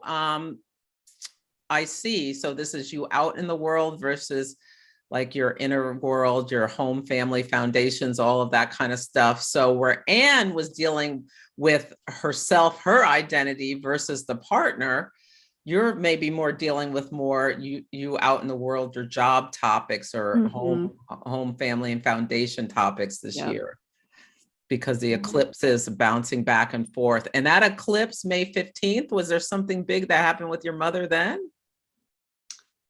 Around that? Well, around Mother's Day. Yeah, I mean, it's more just sort of, I have an ongoing situation with my brother and sister-in-law, and she kind of, I think she sort of lets him do what he wants, and I don't feel like she defends me enough. Ah, okay. Yeah. Because at that eclipse, Saturn was on your Ceres, which is the asteroid of mothering. So it could have been something around your mother, like you feeling some either separation, loneliness, isolation, difficulty, hardship around like something with your mother, or it could have been like something with your children or something like that, if you have any as well. But it seemed like that's, yeah, a big deal for you. Yeah, interesting. Let's see, what else do I see coming up for you? This is, oh, it's interesting. This new moon that we just had.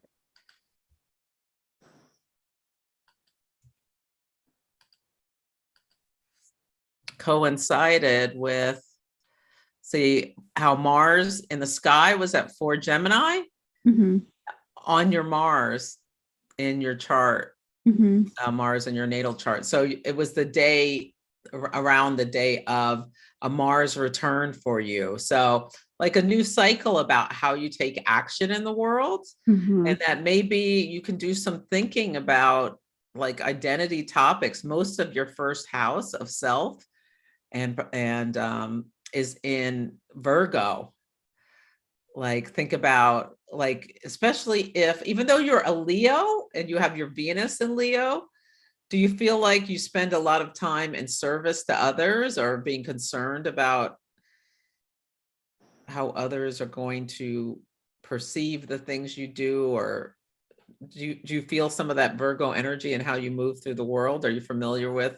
Yeah, I mean, I'm a nonprofit executive, so there's like that's part of it. I also, yeah, I struggle a lot with, particularly with like I was mentioning with my siblings and family, close cousins, I'm just something I'm dealing with now. Well, you've got the third house is the house of siblings. Yeah. And your moon is there, Pluto is there, and Saturn is there. So there's power struggles, there's separation and feelings. Yeah. And it's like an emotional situation that's probably been going on since you were a child. Right. Exactly. Yeah. And Venus in Cancer rules your siblings from the 11th house. Yeah. Interesting. and it's in a square to those planets. So yeah, can really feel this tension, the conflict, and all of that stuff. I love, love, love that you're a nonprofit executive. Thanks. Yeah. Interesting.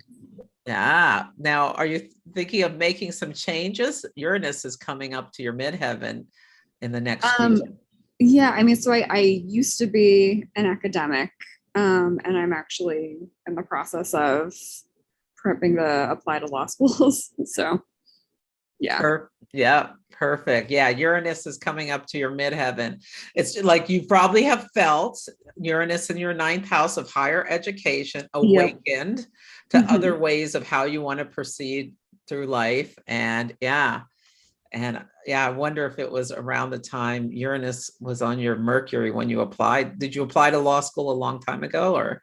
No, I have to take the LSAT next month. But I was planning to apply like this cycle.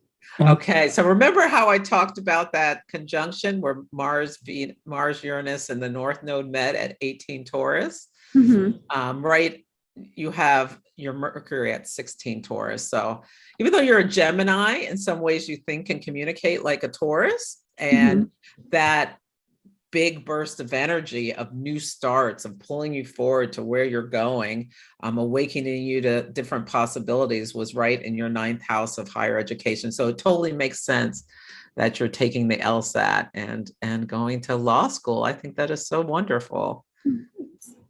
And I love, you have this Jupiter-Uranus conjunction. Yeah, that could be. Yeah, that really feels like at your core, like you could be a really great lawyer with,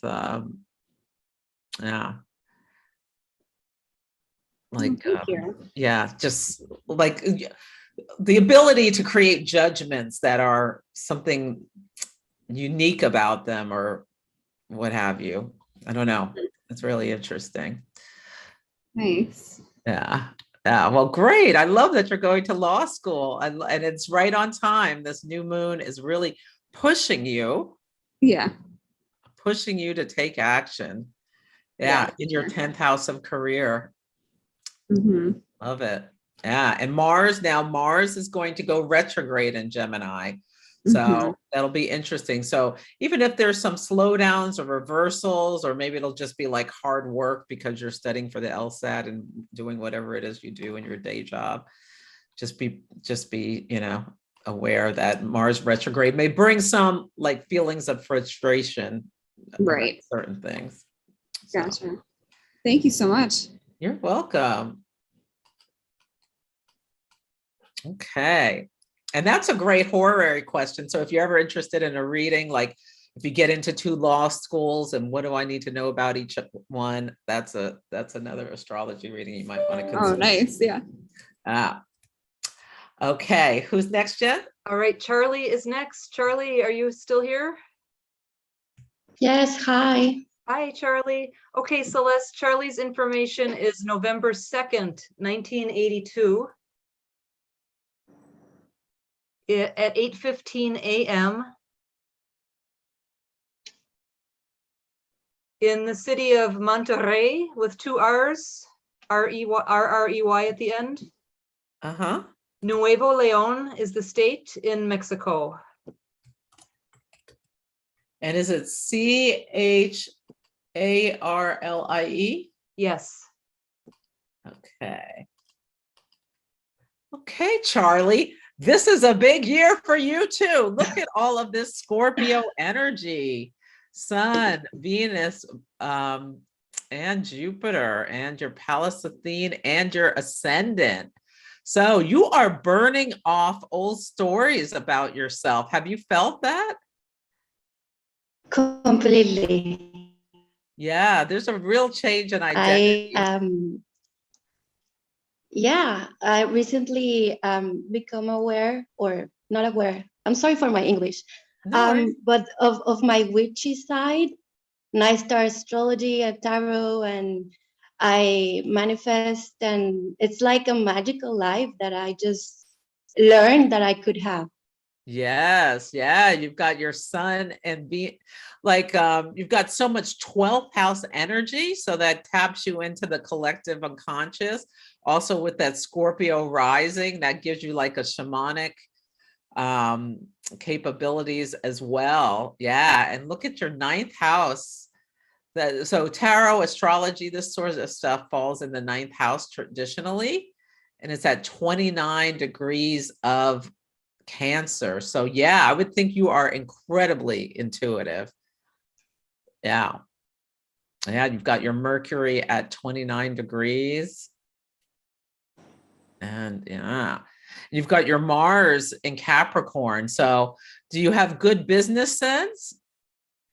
No, exactly this year I want to, like, I have an urge to connect with earthy things. In fact, I don't, until this year I become aware of that element in my life. I thought I have nothing to do with how do you say, yeah, money stuff.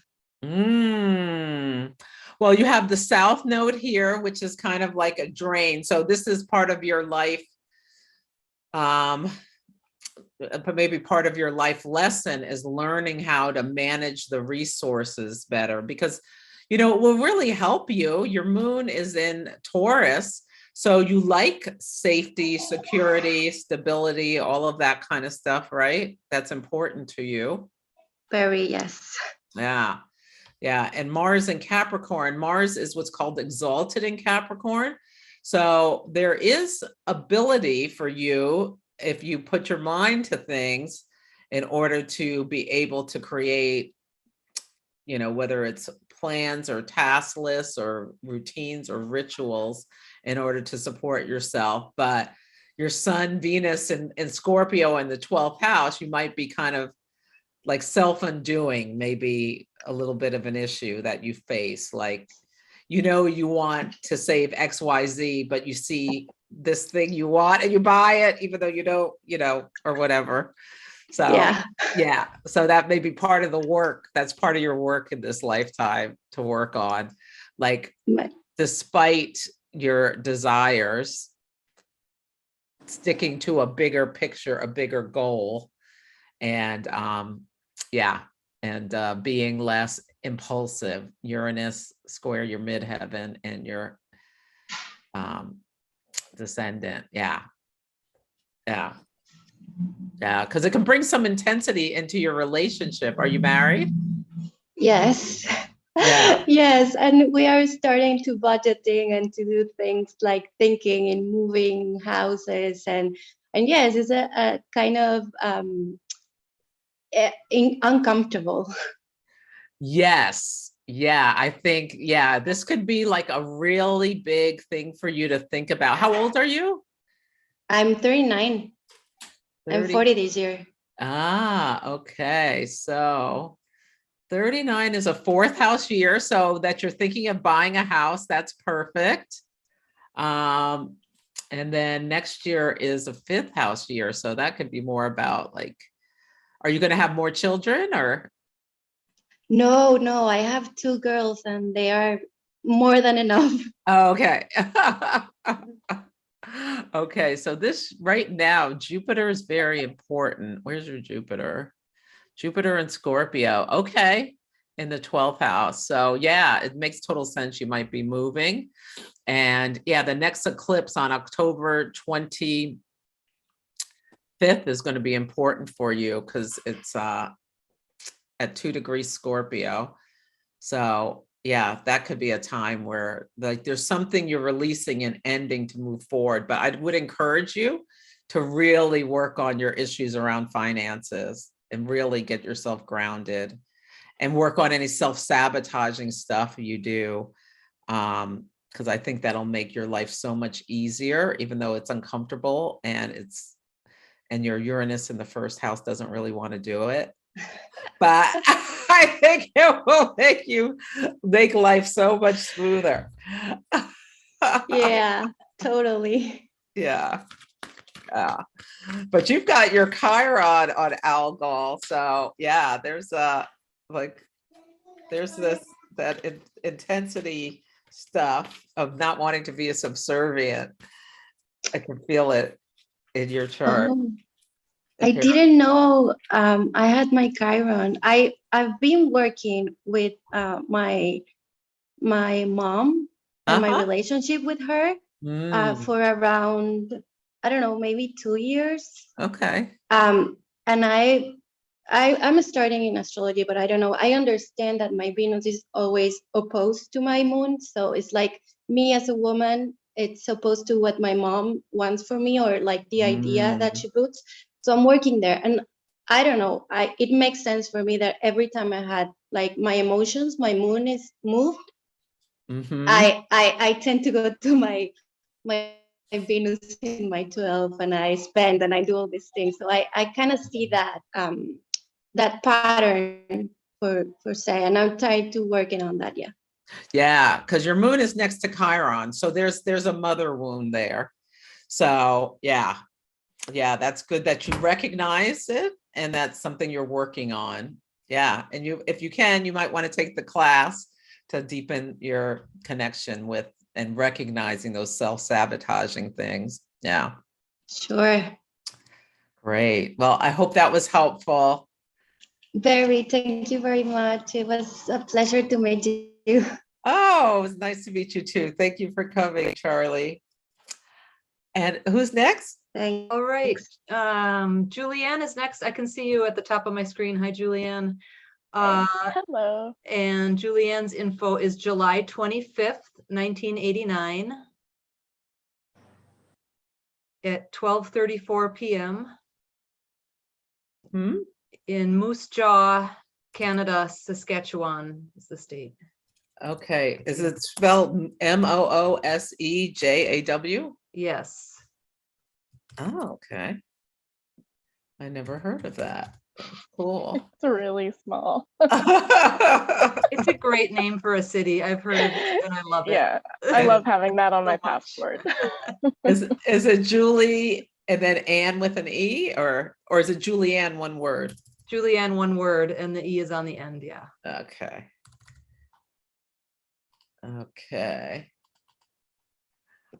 Cool. Okay, so you're a Leo sun and a Taurus moon and Libra rising. So Venus is really big in your chart, and you're Venus in Virgo, and there was just so you're in like your Venus return right now. Right.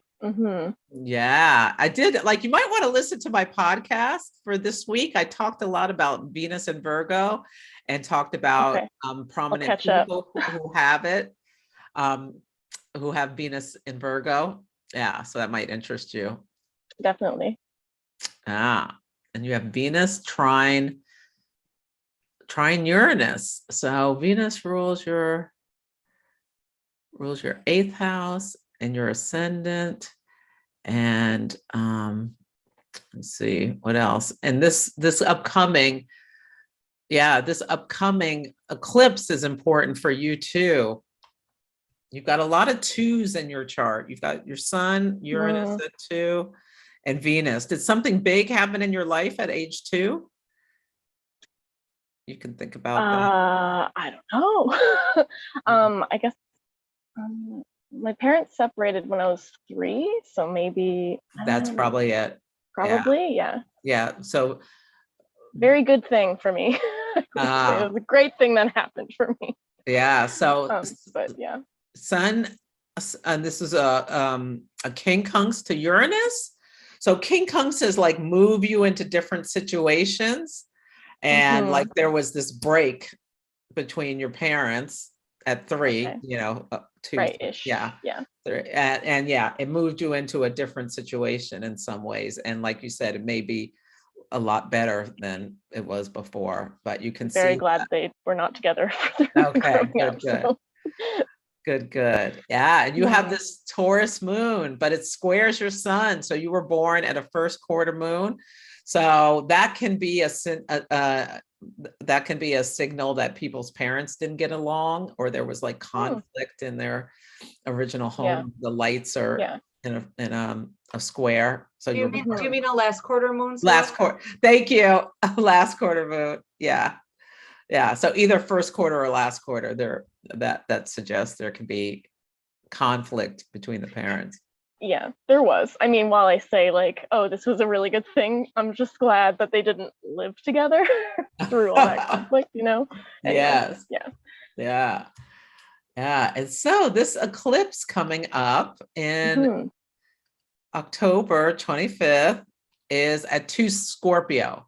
So it's in your first house and it's squaring. So this is the first house of your identity, your brand, who you are, your vitality, all these sorts of things, in a square to your sun in your 10th house of career and opposite your moon. So there's this fixed T-square.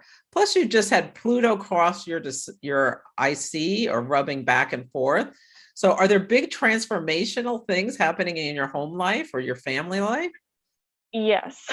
Yeah. I have to move. We're having, like, our landlords are moving into our house, so my roommates and I are having to move. We've been here a few years, and I've been living with my best friend who I've known since age 14, and she's been kind of dealing with a lot of health stuff. Like, we call each other family, you know. She's been dealing with a lot of health stuff these past few years and unable to work. So I've kind of stepped up as sort of like a support person. And I'm kind of at a point now where I'm like feeling pretty unstable about that situation. Like, it's like, I don't see how this is sustainable, and I'm pretty worried. And it's also put a lot of tension between us. And it's pretty difficult. So we're now house hunting. And it's not a fun time to be house hunting. No.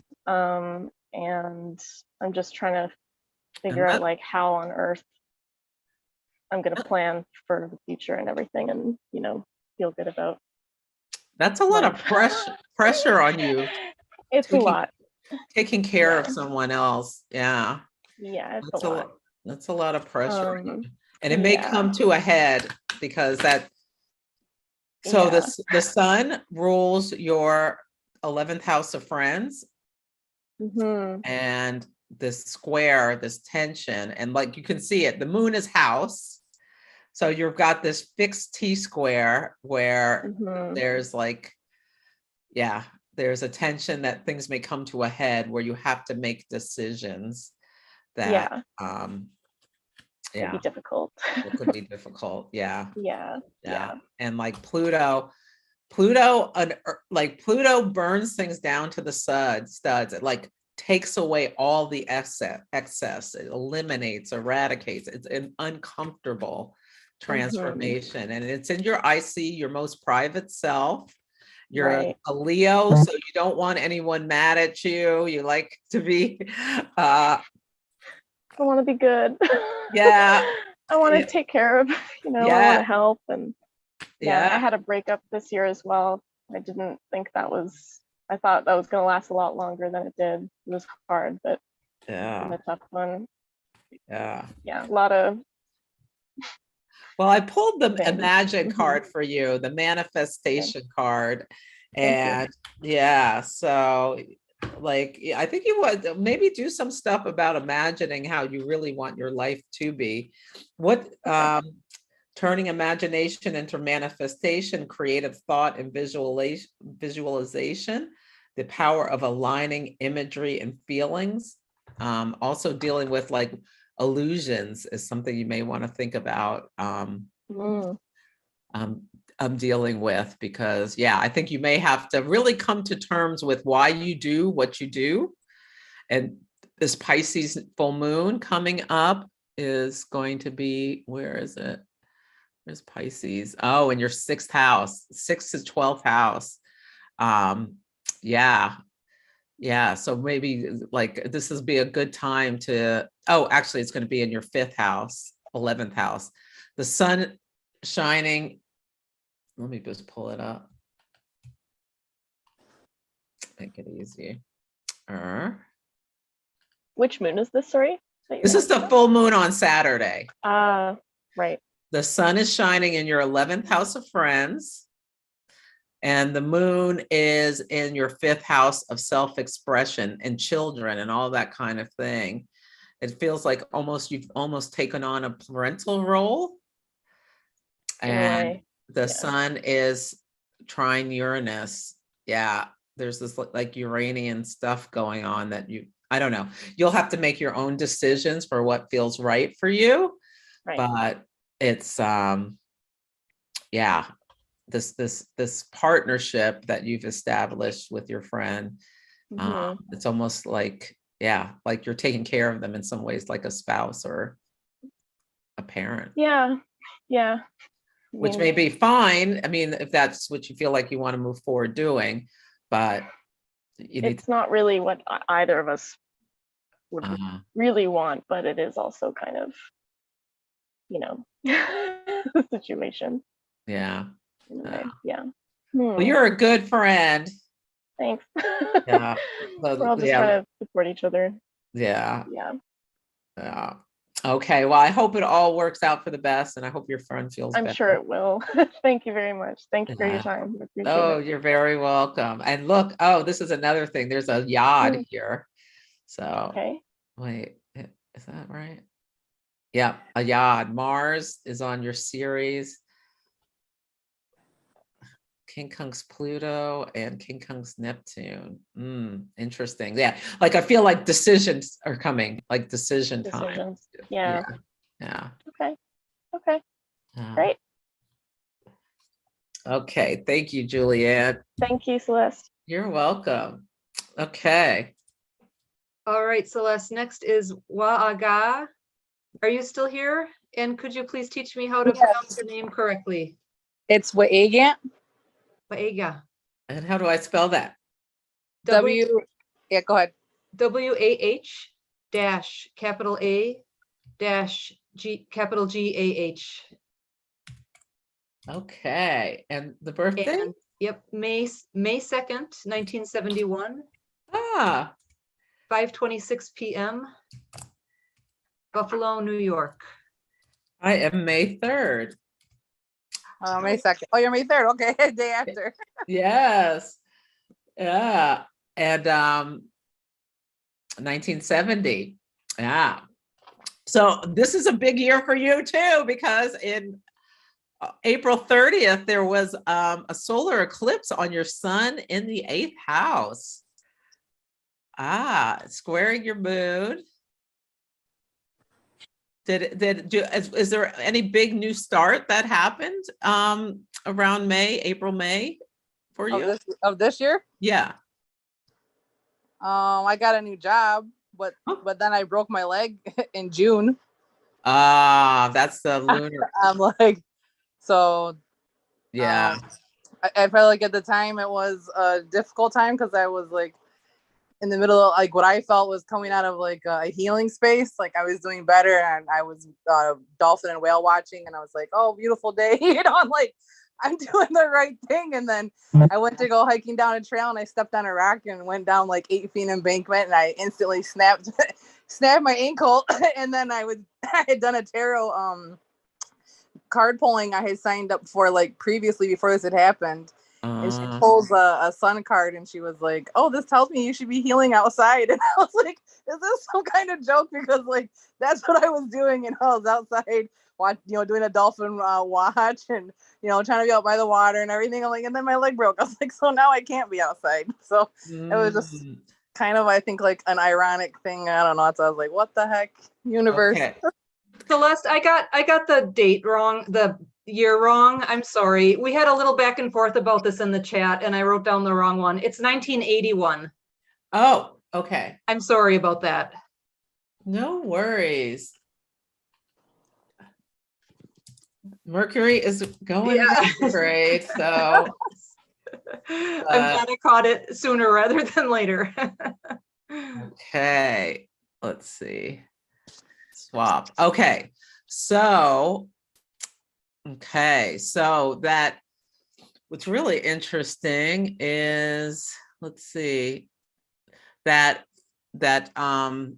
lunar eclipse that happened on May 15th So when there's a lunar eclipse, not necessarily an event happens right away, but can happen later. So the sun was opposite the moon on your Uranus accident, squaring Saturn in the 5th house. You were on vacation, having fun, that sort of thing. Yeah. And you broke your leg. Interesting. Jupiter's things that go wrong with your health. Where's your Jupiter? Jupiter. Where are you? Oh, 1 Libra. Interesting. So say it again. You were climbing up a mountain? No, I was like on a hiking trail and I stepped on a rock, and when I wanted to flip over, it can't because my weight was on it and it was just too short of it. So I just simultaneously snapped my ankle on both sides. So I got 8 screws on the outer half along with plate, and then they had to put 2 large screws on my inner ankle. Yeah, this is a great example. Sorry, my light went out. I ran out of juice. Of a trine, where trines are smooth flowing energy. So you can see here, Mercury was retrograde at 3 degrees of Gemini, and an exact trine with your Saturn in Libra. And like you slipped, boop, fell, boop, broke your ankle. Were you talking to someone when this happened? No, I was all alone. I was like so busy paying attention to the ocean because that's where I was gonna go sit down by. I was like, oh, it's a beautiful day. I just seen the dolphins and then I went. Then it was done. Yeah, you can see this like quick, easy flowing energy, like Saturnian. So Saturn in your chart was being activated, and Saturn in the sky and 12th house, like you had to go to the hospital, I assume. Yeah. To get this. Yeah, I got that day. Yeah, you have Mars and Neptune in your 6th house of things that go wrong with your health. You can really see the whole story. So how are you doing now? I'm doing a lot better. Initially, I had like nerve pain and things like that going on, but I'm doing a lot better. Probably about 2 months into the healing process right now. I probably have like maybe another 2 or 3 months to go. Okay. Did it affect your income? Yeah, because I can't work. So then it took a long time for disability to kick in. And then now my food stamps don't want to work, they're saying, because now they say I make too much. Kind of stuff. But yeah, definitely affected my income. Like I can't work because I'm always working in the kitchen. So it's not like I can just be at home, working off a computer or anything like that. So like I'm definitely a hands-on type of person. I have to be on my feet or using my hands to do things. So yeah, it definitely impacted me and my life, because I love to be outside hiking and doing things in nature. And that's why I thought it was like so ironic, I'm like, I was trying to be out, healing in nature, and I got, like now I can't even be in nature. And I literally snapped, physically snapped my leg besides just trying to heal myself, emotionally and all that stuff. Yeah, Saturn squaring Uranus. Yeah, just an accident. Yeah, well, the South Node is a cosmic drain. It's going through your 2nd house of income stuff. It'll be going out eventually. But yeah, you can see that this, had an impact on, oh, no, I didn't want to do that. I wanted to do this. Impact on your life. But yeah, that eclipse to your sun next, your sun Chiron conjunction. Oh my God. So a new start in your life where you unfortunately, the 8th house is considered an unfortunate house. And you had this incident, but hopefully you're getting better. And yeah, as the South Node moves off out of there, maybe there'll be a new start in October. So hopefully that's a time you can get back to doing things. That solar eclipse will square your North Node and your South Node. But hopefully there'll be some good opportunities that come in once you're able to, walk and do everything again. So I'm sorry to hear about that. Yeah, But you I can was hoping see. for October myself too, to be honest. You know, like that's what I've been trying to push myself for, is to be Mhm. somewhat, you know, be able to start walking and not rely on my walker and stuff like that. That's my biggest push right now. Yeah. Yeah, I was for October to, because I kind of wanted to take a trip in October to go back and see some family, but yes, that's why another big push to get better so I can travel safely without having to carry my walker and other Yeah. things. Like I'm still pretty much haven't elevated a lot and stuff. So Oh, wow. That's so tough. Yeah. And what is your, yeah, and Mercury rules your part of fortune. Yeah. How old are you? 41. 41. Oh, yeah. Well, you're having a sixth house year. The sixth house year can be one where they feel like there's lots of burdens and daily life can be difficult. Yeah. Or we can have health challenges. So there you go. Okay. You're really feeling it. So, but hopefully you'll be better by the next eclipse. And Yes, I hope so. I've been staying positive and coming to things like this, you know, for energy and staying yeah. uplifting, and because I feel like that's a big part of the healing process too. You're not just me doing the physical therapy part, but to have a good mental outlook on how I'm gonna get back to being better. Yes. Yeah. Yeah. Well, you take good care of yourself. Thank you. I appreciate you taking the time to do this reading with me. Oh, my pleasure. My pleasure. Okay, Jen, any more? Okay, there are two more. The next one is Judy, and I can see Judy at the top of my screen here. So Judy's information is November 30th, 1981 at 6:02 p.m.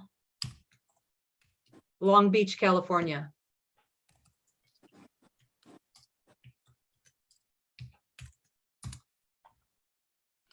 Okay, Judy is, let's see. So Judy is a Sag sun, a Capricorn moon, and a Gemini rising, 29-degree Gemini rising.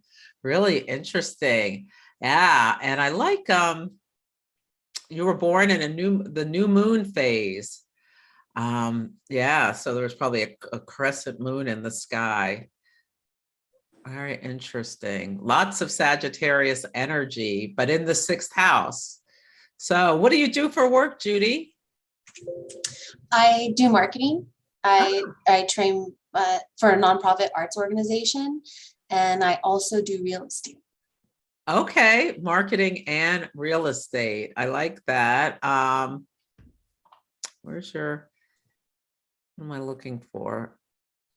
And I just started doing real estate this year. Okay. Oh, good. Mm-hmm. Yeah. So,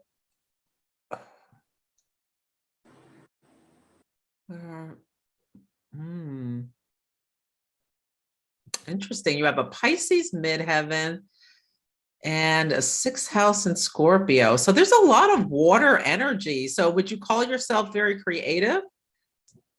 Yes, I've also had a lot of jobs. I worked for like the Long Beach water treatment plant.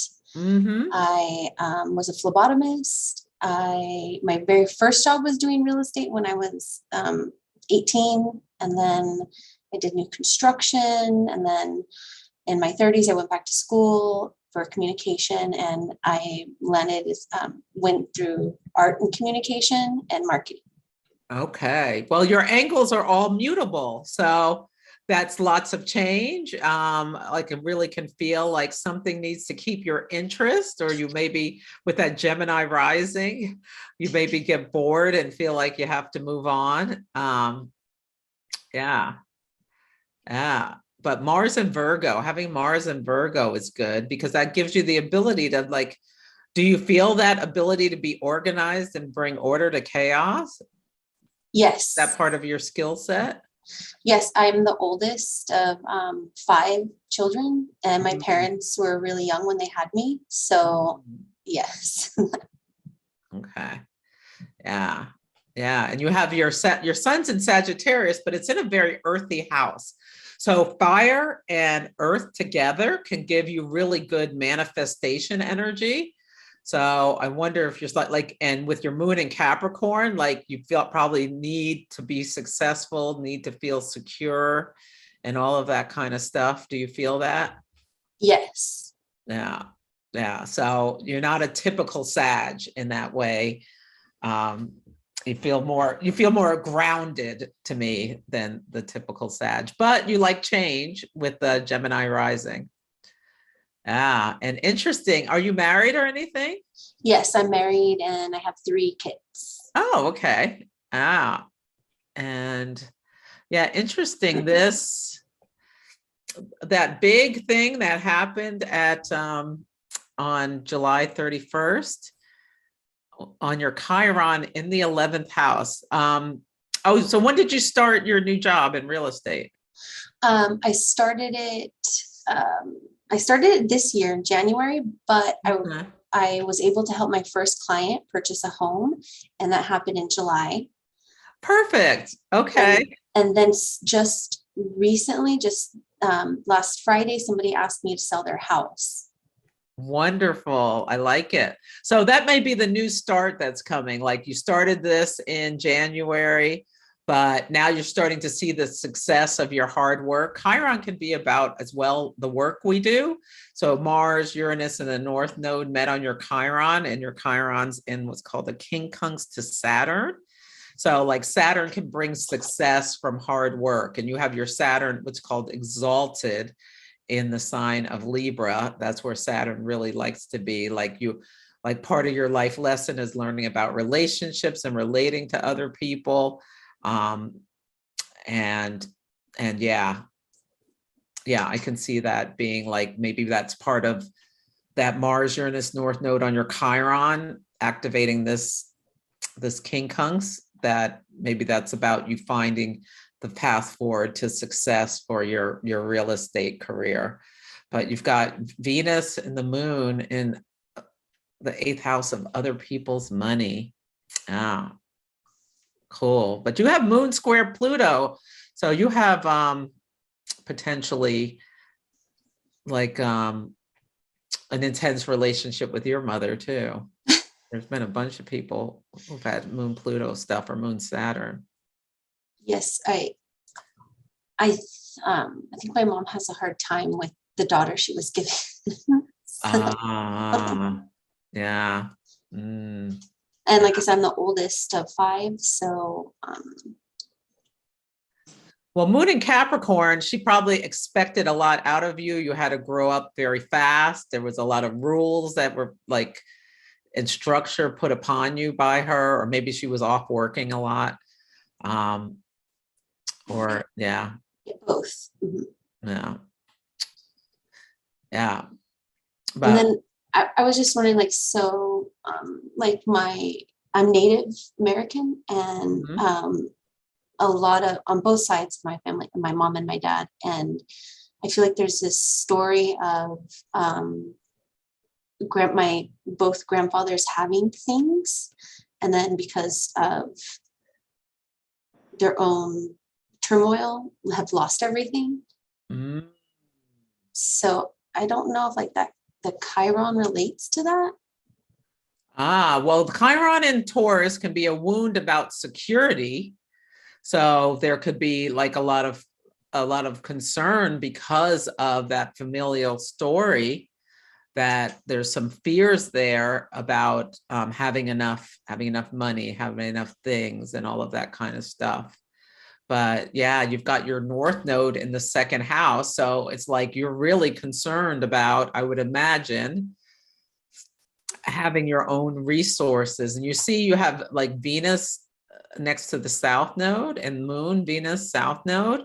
So this to me like has something to do with that familial story about loss of wealth or loss of status or loss through the family line. And the Capricorn, that makes sense, the father family line.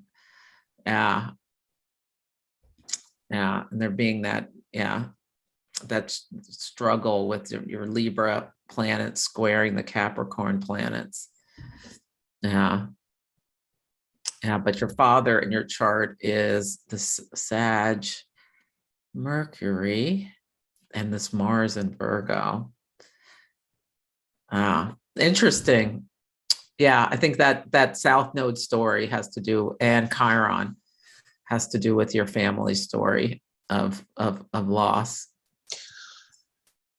Yes. Okay. And I just did the moon workshops, the last ones you had, and I remember, like you said, like what popped up like on those dates, and on each of those dates, I learned more information about my grandfather and how to reestablish tribal connection. Ah, the ones I just showed earlier. Mm-hmm. Wow. Yes, yes, yes. And so, yeah, those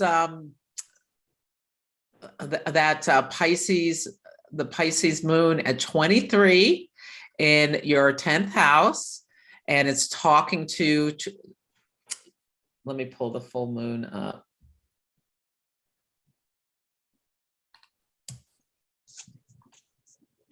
Yeah, it really is talking to that family story, because there is, so this one's at 17, but the first one was at 23.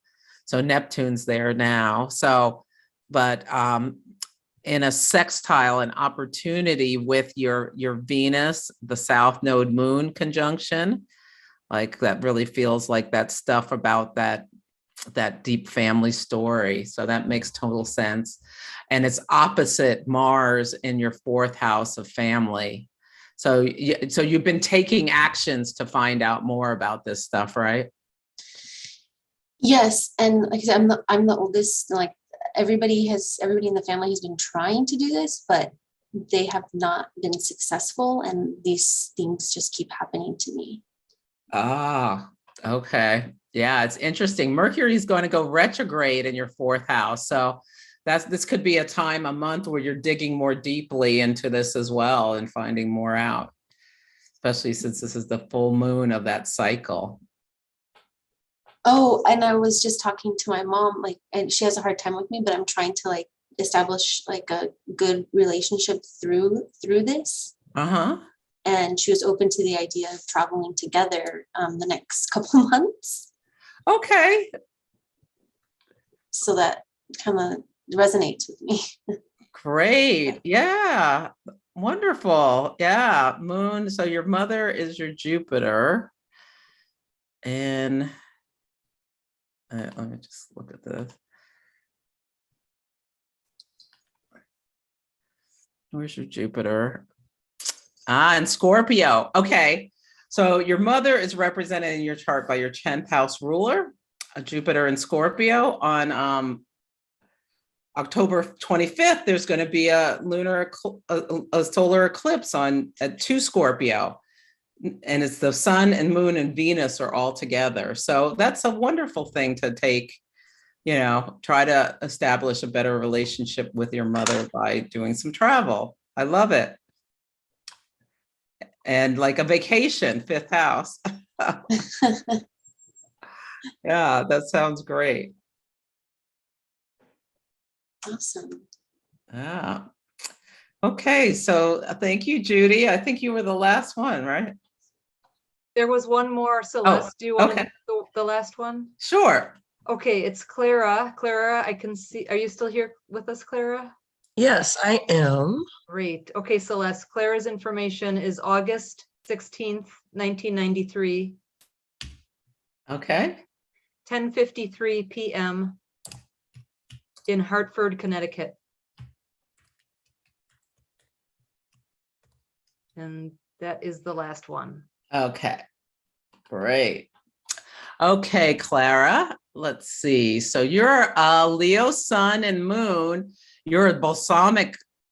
You were born during the balsamic phase as well, right? I have your information correct, right? Yeah, yeah. Can you see my screen? I can't, but okay, let me share. I've definitely seen my chart. Okay, let's see. Okay, does that look right? 13 degrees Taurus rising. Oh yeah, that's it. So in April 30th, that eclipse was right to your ascendant. Yeah. So have you felt like changes in your identity or new starts around things and changes in relationships? And I definitely had a work accident May 1st. I like bumped my head at work, and then I mean, I've been feeling these nodes for quite some time. So the Taurus and Scorpio, yeah, I'm feeling it. Oh yeah, you can see that. So a lot of people hurt themselves with that lunar, that lunar eclipse was like a shattering in terms of like literally, where people were literally breaking bones. Well, I didn't break anything, just bumped my head, but oh, okay, good.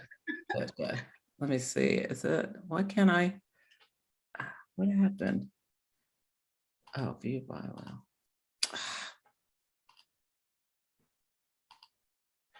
But you see this,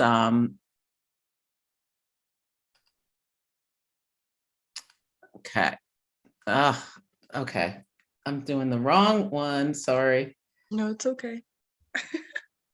Try it one more time. Mercury retrograde. Okay, here we go. Yeah, at that solar eclipse, Uranus was right on your ascendant. Oh yeah. Yeah, so you bumped your head, and as well as when and Saturn opposite your sun. Yeah. Yeah, that makes total sense. So, but it sounds like it wasn't anything that's too devastating, right? It wasn't too devastating. I just had to miss out on work for a day or two, but I mean, May 1st was, it was Beltane Day, all the opening up of the channels and stuff. So it was just, a nice big portal for everybody. So yeah, I just had to bump my little head a little bit on my ascendant. It's fine. Okay, that's not too bad. But the South Node was on your Pluto too. Oh my goodness. I'm glad that's all it was just a head bump. Yeah. Yeah. Oh yeah.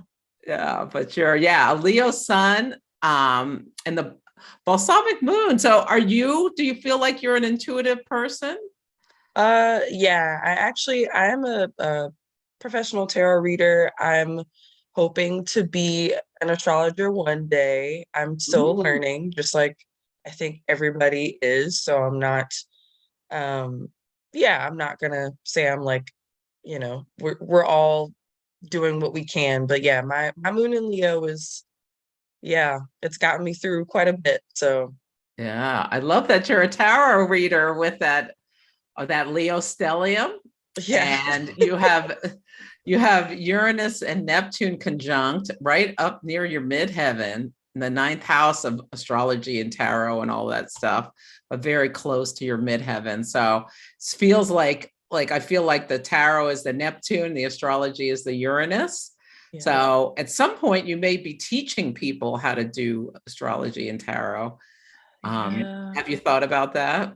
Yeah, I mean, it'd be nice to be like you, Celeste. You're impacting a bunch of people. I mean, that's why I'm here, and that's why everybody, is here in the webinars. I mean, you're a really like impactful person. So, I always tend to think of my 9th house as being amongst like, your teachers and philosophers as well, the people who are also great leaders. So thank you for having this space for the next up and coming readers as well. Oh, you're very welcome. It's my pleasure. How old are you? I just turned 29. I'm in the big leagues now. Saturn return. Yeah. I should have had to ask. I should have looked at that Saturn. All right.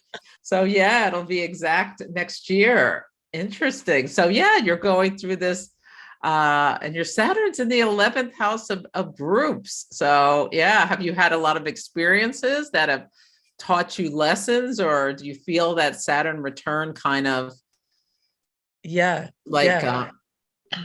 making some changes about maybe friendship groups or just groups you belong to, or your place in the collective or community or stuff like that? Yeah, I actually, funnily enough, I I had learned about Saturn returns when I was 18. So I've been like scared and preparing for this time, and nothing really can prepare you for it. Because a lot of alienated feelings, feeling isolated in the groups that I thought were established, right? Communities that I thought I was a part of. Even, I mean, the spiritual community with all my Leo, I've been learning quite a bit with my Chiron. It's an exact opposition with my Saturn. So I have been, my gift or my gift to Saturn is my legacy, which is my poetry book that I hope to publish next year. That's the gift that I'm trying to give back to Saturn, to like leave me alone. But also to be like, hey, I'm learning what I need to learn, because my mother actually had me for her Saturn return. So she and I are actually she's in her second, I'm in my first. So she had me, and I had a big situation earlier this year where I got pregnant with an ex's kid who's not a good ex, and I decided to not have that person because I'm trying to pass down the legacy in a different way.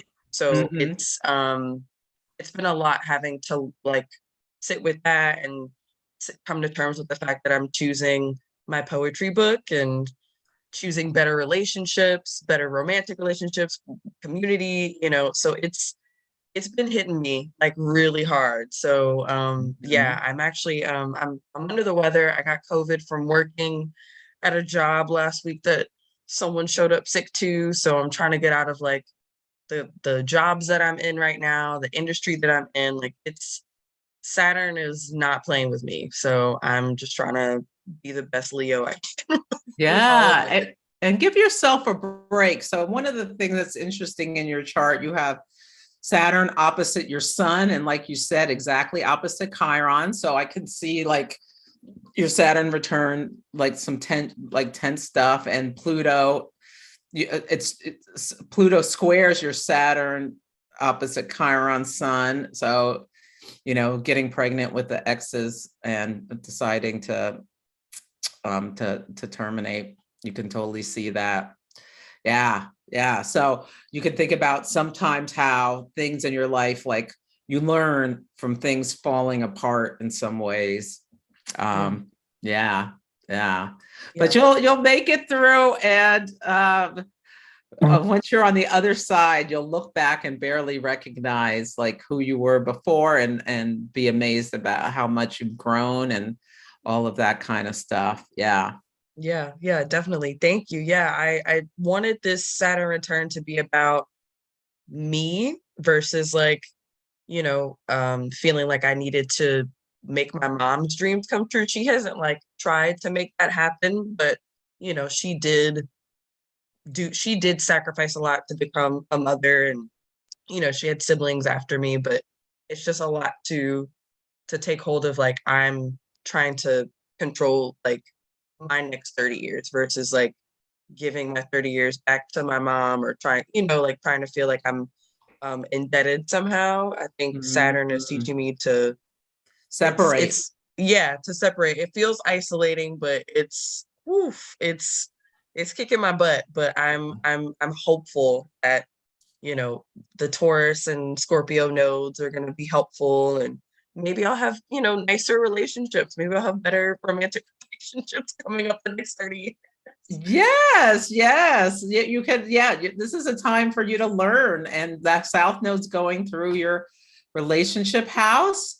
Like releasing old stories about letting go of like what you did in the past versus what you'll do in the future. Yeah, you're going through a big learning experience with this. With this Saturn return. Awesome. Thank you so much, Celeste. Oh, you're welcome. It was my pleasure. Great. Well, thank you everyone for coming. I hope to see some of you in Moon Mastery. I haven't even been paying attention to see if anybody signed up, but let's see. Oh, good. Yeah. So Yeah, so wonderful. So thanks so much for coming. There's one more on Sunday and hope to see you there. That one's called Ask Me Anything. So great. Well, thank you, Jen. Thanks, Celeste. Good to see you. Good to see you too. Thank You everyone take, for being here. you take care.